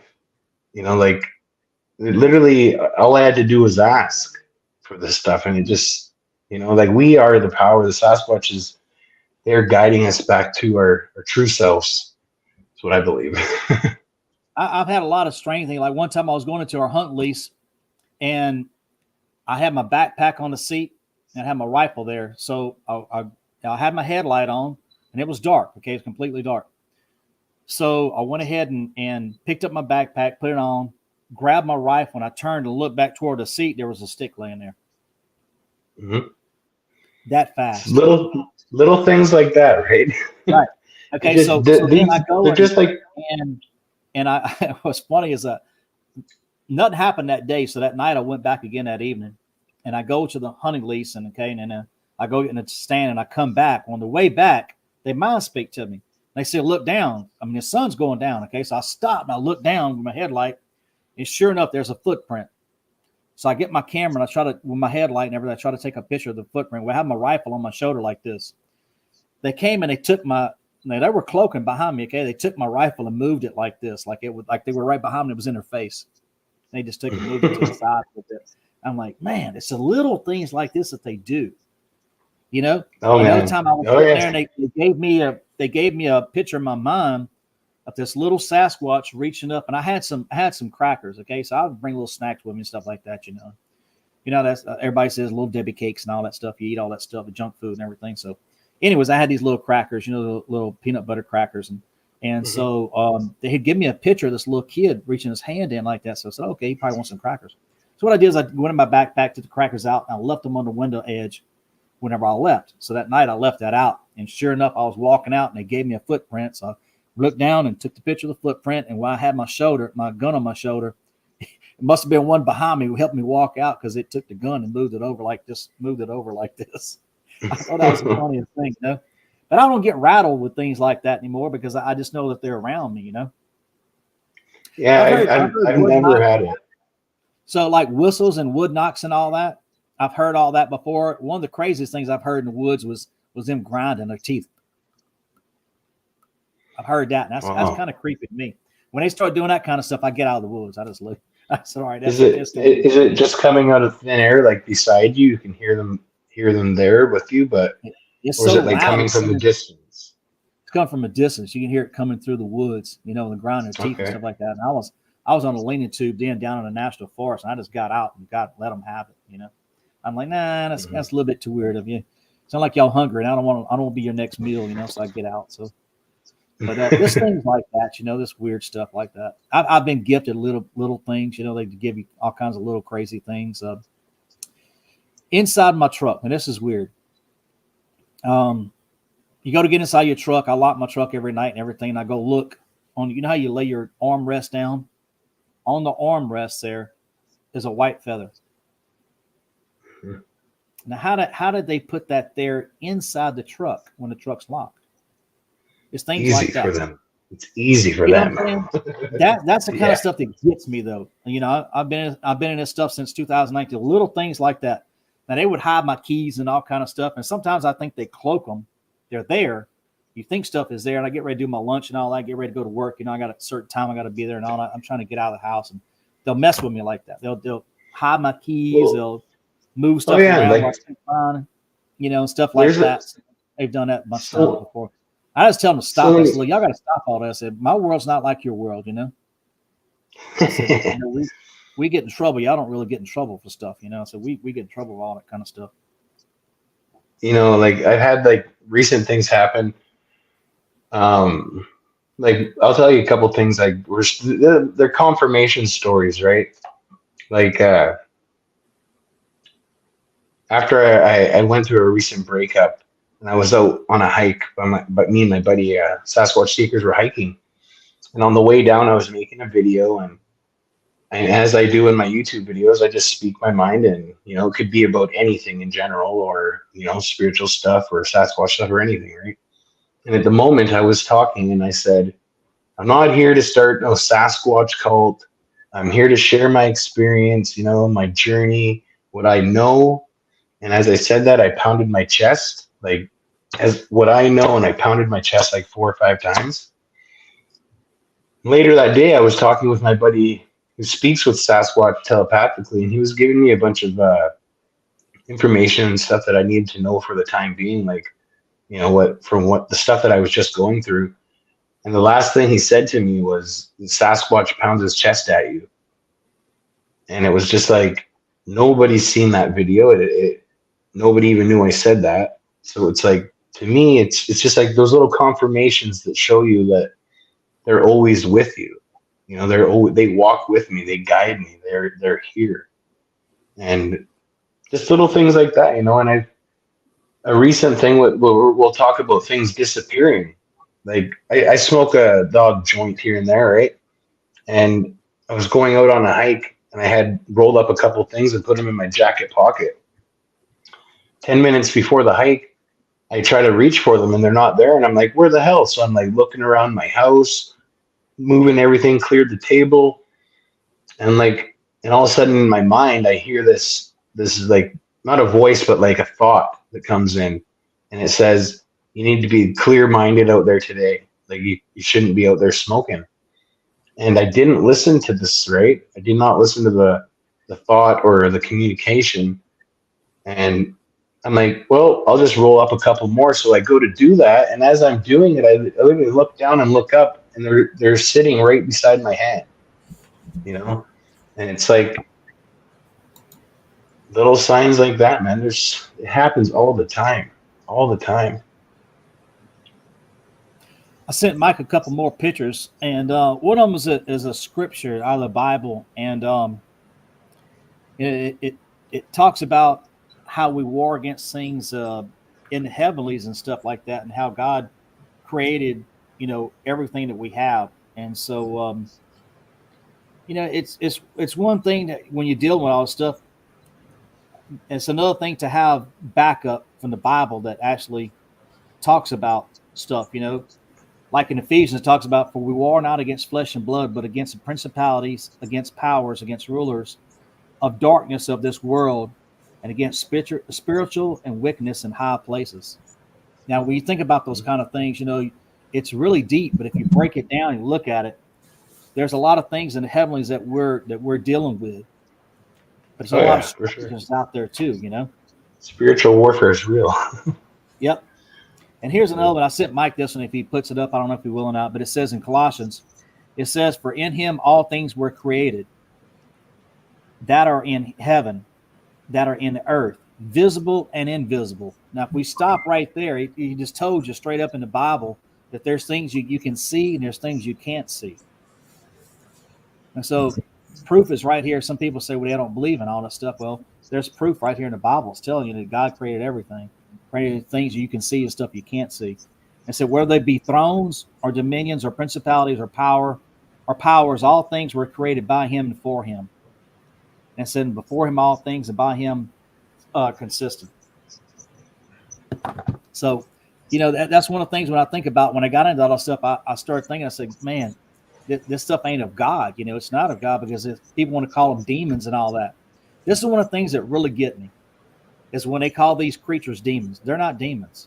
I'll go out on a limb right now, so they're not demons. I don't believe they're from Earth. Me too. I think they're from somewhere else. The things that I believe, what I've been told by them, is that I believe with Dr. Johnson 100% that they were brought here from another planet. And I'll go out on a limb and say this, and people agree or disagree with me. I don't care. It doesn't matter. But when they mind speak to you and tell these things, they were brought here. They're brought here to work. Some of them have spiritual gifts and some of them didn't. Some of them, just like we all have different gifts. I don't know what you do, JT, and I don't know what Mike does, but I do mechanic work. I'm a mechanic. I've been working on cars and trucks since I was 14 years old. My dad seen I had a talent, sent me to school, and I've been doing that ever since, Each one of us. Yeah, exactly. And some people just get it naturally, And I believe they're the same way. I think they all have different gifts and they have different talents and they can do different things, But some of the things they do, like cloaking, I don't think they're taught all that. Some of them can cloak, some of them can't cloak, And I believe all these things 100%. And I've even asked them stuff like that. Can all y'all do the same thing? I said, well, some things we can, some of them we can't. Some of them can go in orb form. You've seen the orbs before? Oh man, I've been surrounded by orbs, bro. Like where I live is in Mission, BC, and the Chehalis First Nations. That's where the word Sasquatch comes from. Yeah, that's literally where I am. That's where I connect with Sasquatch. Where I've been surrounded by orbs, and 15, 16 orbs. Beautiful, beautiful. Like so many, I've had so many experiences, man. So many. Yep. And that's one of the incredible things is they can go in orb form and light form and stuff like that, and they can materialize and dematerialize. And so I don't think that makes them a demon, And so I haven't had, like I said, spiritual transformers and stuff like that, But there's a footprint right there, guys. That's one of the first footprints I got, and it's pretty big. And that thing's deep. It's like 2 inches inside the pine straw. So I put my foot down on the side of it to see if I could stomp it down. I couldn't do what that did, but it left that footprint. And it was only one footprint. It was weird. It was just one. I was like, now how in the world did this thing And there's what they look like at night. That's not my picture, okay? That's somebody's picture that I borrowed. I don't even know whose picture that is, but I got it off the internet. But if you look, you zoom in on that a little bit, you can see the eyes. And the eyes are like the light is projecting out of their eyes. And so that's a young one right there. And that's one that I seen to look just like that. So the ones I seen at night, that's what they do. The lights come out of their eyes like that. Like I said, that's not my picture. Normally, I don't put any pictures up there, not mine, but I thought this was pretty cool, you know. Yeah. But you can see the good resemblance for sure. Yeah, it's probably artist rendering. It looks like, but yeah. Well, you know the history behind this is? Right. Do you know the history of this picture? I don't know it. I don't know anything about this picture. I just got off the internet, y'all, and like I said, this is not my picture. I'll say it 100 times, not my picture. I normally don't do this. I don't put my picture out there, but I mean, if it's not my picture, I don't put it up there. But it's just one I thought was significant in what we're talking about, so that's why I put it up there. Sure. Yeah. There's a group of them filmed. I don't try to take somebody else's picture. Oh, that's my picture. And you get a lot of fights like that, boy. You talk about make people mad in the community, you get mad quick. Right. I try to stay out of fights with people and stuff like that. There's a picture. I just do my own thing, stay in my own lane, man. I got plenty of pictures and experiences myself. I don't steal somebody else's junk. You know, I'll tell you another funny one about skeptics and all that. Last season, season before last, I took my best friend. He wanted to go with me hunting. He hadn't been in a long time and everything. He said, man, I'm in between contracts out on my job right now, so I'm going to be off for 2 weeks. Well, he was off between Christmas and New Year's. I said, well, come on, let's go to North Louisiana. We'll go shoot a deer. So sure enough, I bring him up there, and we left it Friday, and early in the morning, about 1 or 2 o'clock in the morning. So we got there, and then we went and got on the stand and all that. Nothing happened. And so that evening, went back, and sure enough, it was kind of slow again. So I began to mind speak to him a little bit, and I said, look, we got out of the stand. It was starting to get dark, and we was walking away from the stand, the box stand we were in. And I started mind speaking to him, and I said, look, this is my best friend. I said, he's a skeptic, though. I said, he don't believe in y'all and everything. I said, if you don't mind, would you please give us a sign? Just whatever you want to do. Man, as soon as I said that, the sun's going down. It's starting to get dark. It's getting creepy, okay? And all of a sudden you hear this big old roar. And he goes, pow, like that. And it hits the air. And my best friend turned around and looked at me and said, it's time to get out of here. And I said, look, if they wanted to get you, they'd be right next door. I mean, right next to you, they grab you. And I said, they're not going to do that way. It ain't in the woods over there. So and it was funny because this is 40 acres across this thing, and that sound came across and hit us both right in the chest. So I said, boom, like that, And he looked at me. He's like, oh, my God, man. He said, what in the world can make that noise? I said, I told you they real. I said, you ain't got to believe me. And I said, now you got proof, huh? I remember these young guys that are down here, that they were making a bunch of comments because they had heard my story and all that. And I said, tell y'all what. I said, y'all come on out here. And I said, I'm going to put you right on our hunting lease. And I said, I don't go out there at night. I'd leave that alone, And I said, I'll let y'all spend a night overnight. And I said, if y'all don't come running back to the house in the morning, I said, y'all some real men. I said, I promise you. They're gonna come. They said, oh, we're going to go camp out in tents and all that. I said, oh, yeah, you go ahead. Go get your tent. I said, I dare you. I said, I'm going to bring you out there and let you go camp out. And I said, I promise you. I said, before the morning comes, y'all going to be running all the way back from that hunt lease back to the house and beating on the door trying to get in. I said, I promise you. I know what's out there. Did they end up coming out camping? Huh? No. They just run their mouth. They just shooting the bull and stuff. I thought that was cool. I said, yeah, it's all fun and games. So they come and grab your tent and start throwing you around and all that. I said, it's those up there. They don't harm me or anything, but I mean, they will pick at you and mess with you, while you're in the woods and all that. So they have done that. This past hunting season was probably the most eye shine I've ever seen on our deer lease ever that I've seen in Confessins National Forest. And I mean, they were all around us. I mean, it was amazing. But it was early in the muzzle loading season, and it was actually the first weekend of muzzle loading season. We was out there early in the morning, probably almost an hour before the sun rose. And I got into the stand, and sure enough, you look around, there's just eye shine everywhere, man. It was beautiful. It was actually very beautiful. And what was neat, they were all up in the trees too. And I'd never seen that before. That was the first time I've ever seen that. But I it's always neat. see them up in the tree, down low. Like they're always like in different ranges, but they're just surround me everywhere. Yep. Like we have a spot and we'll have like a fire there, or like if we go there at night, we'll have a fire. But like that's where they show up, and it's weird because it's always earlier in the night for us, like around like set in between 7 and 9 o'clock is like when you get Uh-huh. fucking the orbs just show up like crazy. You know, Yep. the local people tell us that they're the ancestor spirits, but I don't know. All I know is I see the orbs. You know, we've seen the eye shine out there and stuff, but the orbs are different. I think they're not just eye shine. You know what I mean? They're actually Right. like an orb form. Yep. Right? Have you ever taken pictures of them and seen the faces in there? O.R.D. Yeah. Have you ever taken pictures of the orbs and actually seen a face in them? O.R.D. has definitely. I Yeah. take pictures, all sorts of things. So. Yep. Yeah, I've actually gotten pictures of certain ones and it had the faces in them. You know, it's really, really interesting. I have some cousins that actually live in South Dakota, and they live around Sioux Falls area and stuff. And so they had sent me some pictures where they had an orb in there. And then I took the picture and looked at it. Sure enough, you could see a face in it. And it was really neat. I'm going to see if I can find that picture and send it to you, Mike. All right.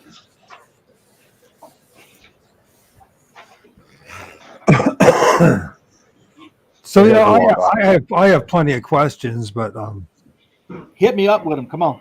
Bring them. so the thing is that that I challenge you and everyone else is to prove to yourself and everyone else that what you're talking to all the time and what you're experiencing is actually Bigfoot. You need to find some ways to confirm that, to be able to verify it, because there's an awful lot of other things out there that will mess with you and make you think you're talking or listening to a Bigfoot when there's not. So how are we going to do that, O.R.D.? Well, that's first thing. First thing we have to do is be honest and say, do I know 100% that what's talking to me is a Sasquatch or what I'm filming or not? If we can't say that, then we have to be honest about that. And Sasquatch is what we talked about numerous times, is about integrity, honesty. Mm-hmm. You know. Well, can I share this with you? For people who are religious out there, when they pray, do you hear from God? No, nobody does. My mom does. I hear from God when I pray. So that goes to show you difference in your beliefs and where you are, Mike. Because I mean, I can tell you right now, I prayed and had God answer my prayers before. How do you think a preacher gets up and preaches? You think they just pull it out of the Bible and this comes like that? It don't work like that. You're talking to guys who read the Bible all the way through twice online, has read the New Testament all the way through 6 times online, and has done numerous prayers and all that, and prayed endlessly to God. Do you really want to go down here? Because I don't really want to go down there unless you want to. I'm here all night, bro. You tell me what you want to do. I can tell you. I'll tell you a good one. Okay, you ready? Here's my story about me and my wife. Honest, true story. You ready? Where you want to believe it or not, it's up to you, Mike. I don't care. So I'm sitting in my deer stand, okay, in 2012, and I've been single for a long time. I got divorced, went through a bad divorce and everything, and so I just got real with God. And I said, God, you know, I'm in a relationship now with this girl.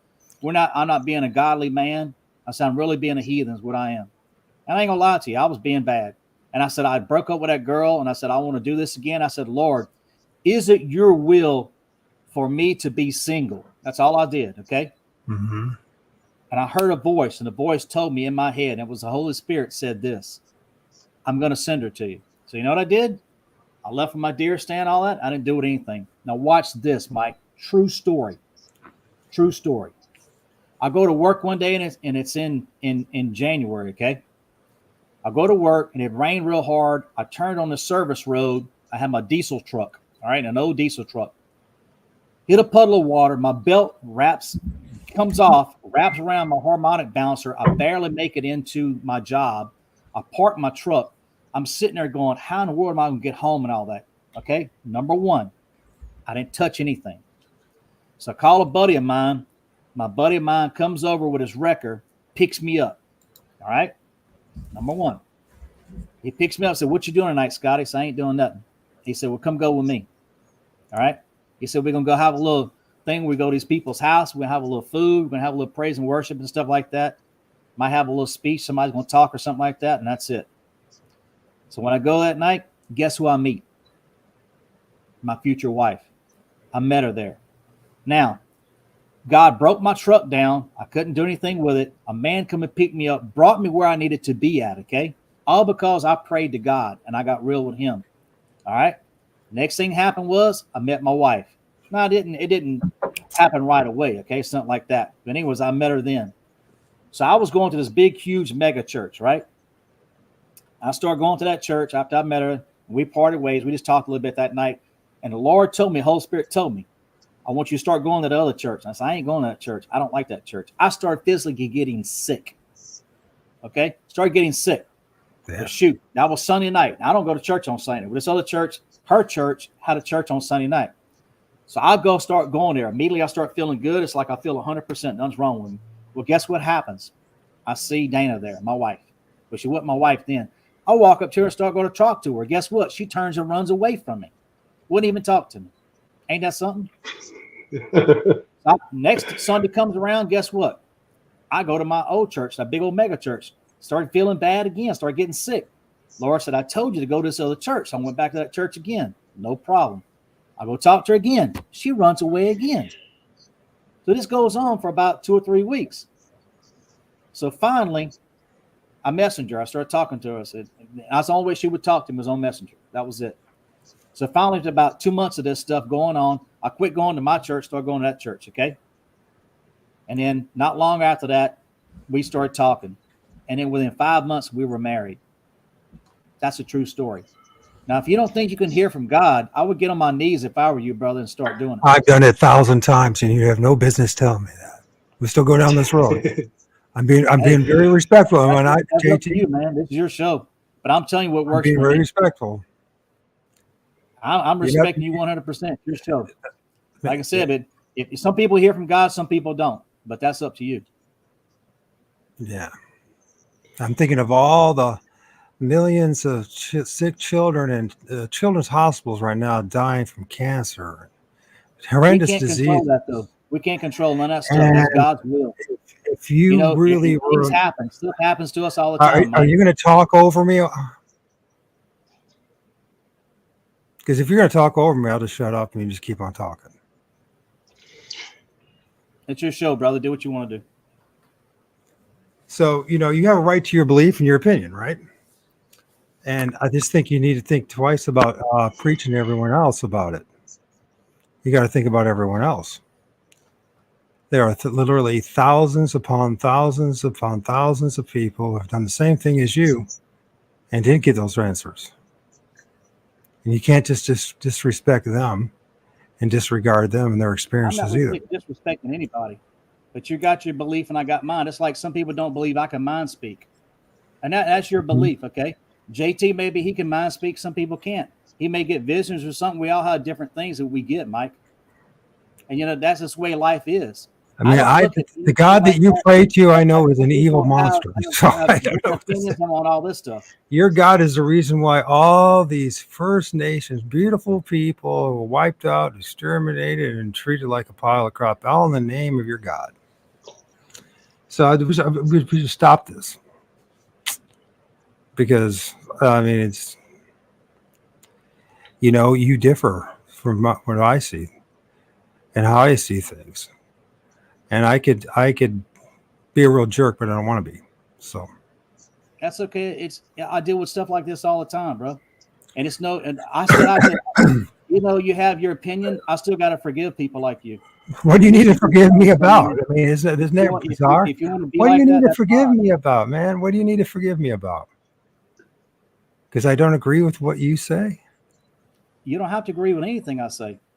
Yeah, I know I don't. None of us do. And I venture that none of us. We're all on our own journey here, man, our own path, and you have the right to choose whatever you want to do, whatever you want to believe. So we'll just leave it at that, guys. Yeah. Well, anyways, I appreciate you having me on, and y'all have a good night. Okay. All right, man. You Great, take Scott. It was lovely talking with you, man. I enjoyed Thank you, listening Jake. to I your appreciate it. encounters. I really did. Mike, I It was wish you a the pleasure best, meeting okay? you, man. yeah. All right. Thanks. Well, I don't know what to say, JT. I behaved myself very, very well tonight. you're all right, man. You're all right. Don't worry, bro. It's all good. Everybody has their own opinions, and Yeah, well, there's sometimes we there's more than an opinion. There's the absolute truth. And when someone's foundation and their belief system is based on a lie, and they will not be honest about it, all I know to say is, I mean, well, it's not like that, right? Be everyone's journey is different. Be We're all careful who you tailored to listen each other, to. man. Be careful who you Yeah. listen to. You know what I mean? And I listen to this right here, and this right here. That's what I'm listening to. Well, try to listen to me for a little bit. Try to listen to me for a little bit. I listen to you a lot, bro. You know I do. Well, try to listen to me now. And that is that you got to be real careful of the type of people that you're dealing with. So, and if their motive, it's one thing, and it's not my intention. It was never my intention to do what was just happening, right? And it's one thing though, if you're going to be pushing your religion on us. He's just speaking his journey, man. That's how I see it. That's all I see. I know better. And he's not pushing it on. I know better.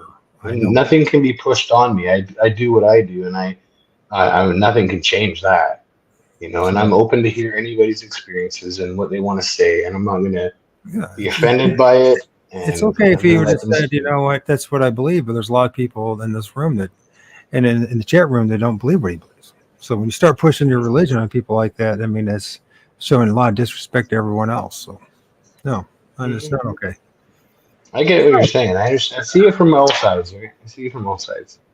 So it's interesting, it's just, I mean, this guy seems to, this one thing with Scott. Scott seems to have been able to be on all these different shows, have all these amazing experiences, and it seems how the rest of us seem not to have that. So I don't know, man.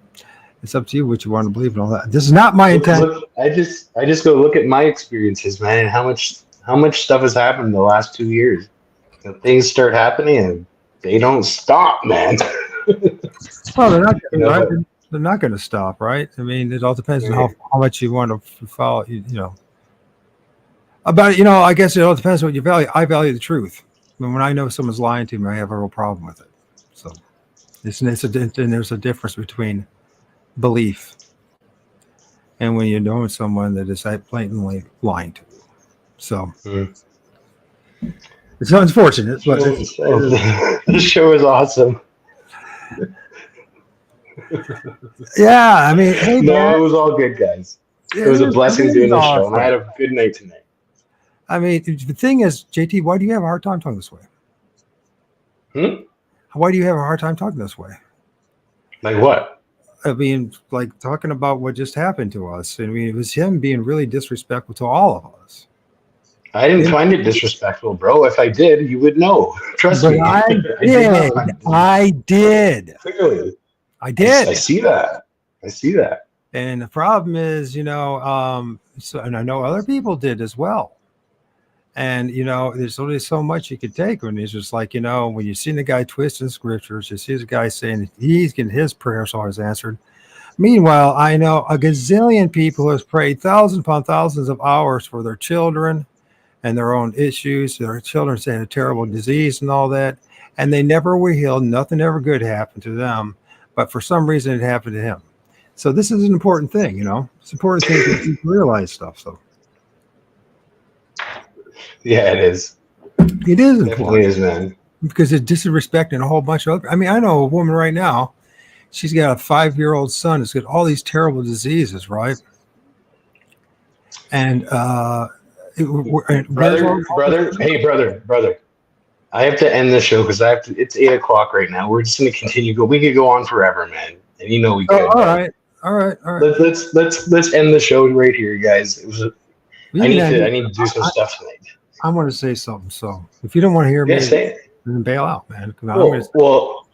I'm just saying, like, are you going to be staying on for hours talking right now? Because if you are, like, I haven't even had a chance to put like 2 minutes in yet. God, I've been listening. Yeah, listen, it's really disrespectful to what he did. He was not thinking about everyone else. That was wrong of him. There's people here that are pagan. There's people that are witches. There's people that are Native American people. They have their own different religions, and to have him push his Jesus on us is not fair. All right, I see that. Yeah, it's not right. Okay, well, I'm gonna jump out, guys. It was an awesome show. Thank you for anybody out there watching. I have to do some stuff tonight still, and it's 8:00, and I have to go to work tomorrow. So, squatch out. See you. We'll see you, man. And there we go. So, anyways, yeah. All I know is I really restrained my tongue, but there's a certain point, just like, really. So is this all about just getting the one person laying a pile of? The problem is in this community is there's a whole bunch of bullshit artists out there, man. There's a lot of BS artists out there. A lot of people. You have other agendas, and I just think it was wrong, man. He might have had some of those experiences, but the images that I saw, I didn't see that he shared with us. There was no Sasquatch. Looks like there's multiple entities. Am I supposed to? Yeah, that's a Sasquatch. If they keep on doing that, yeah, that's a Sasquatch. It's a Sasquatch. Come on. Anyways, I don't hate the guy. I don't hate JT. But if everybody else and they say three is a crowd, man. But if everyone else has a right to opinion, then so do I. Even if I am, the host. So, anyways, guys, thanks for listening. Yeah, it's up to you to decide what you want to believe. As for me, I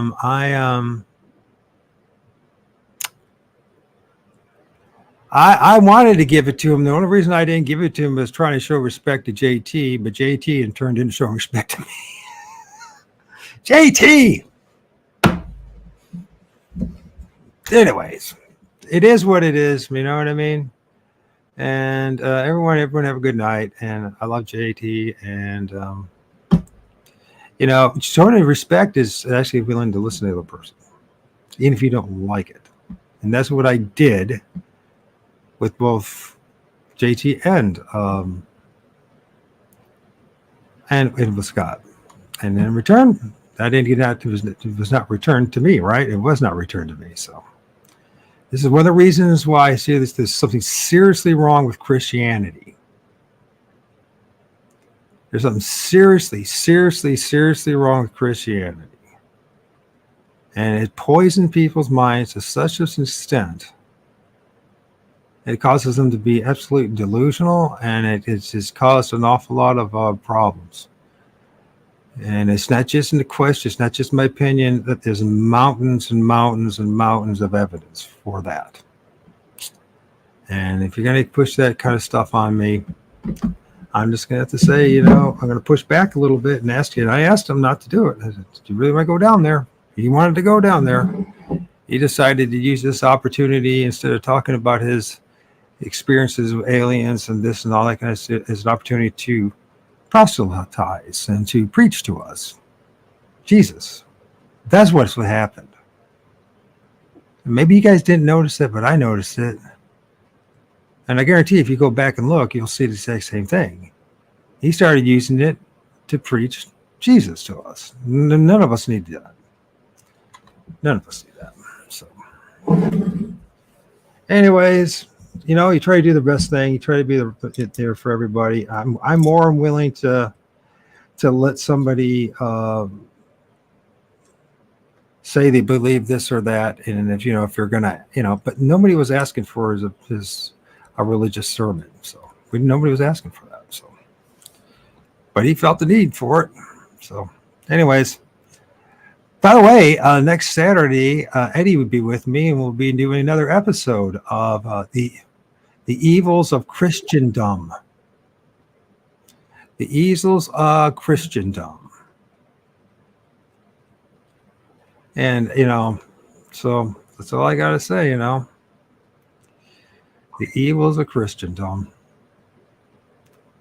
Anyways. All right, everyone, have a good night.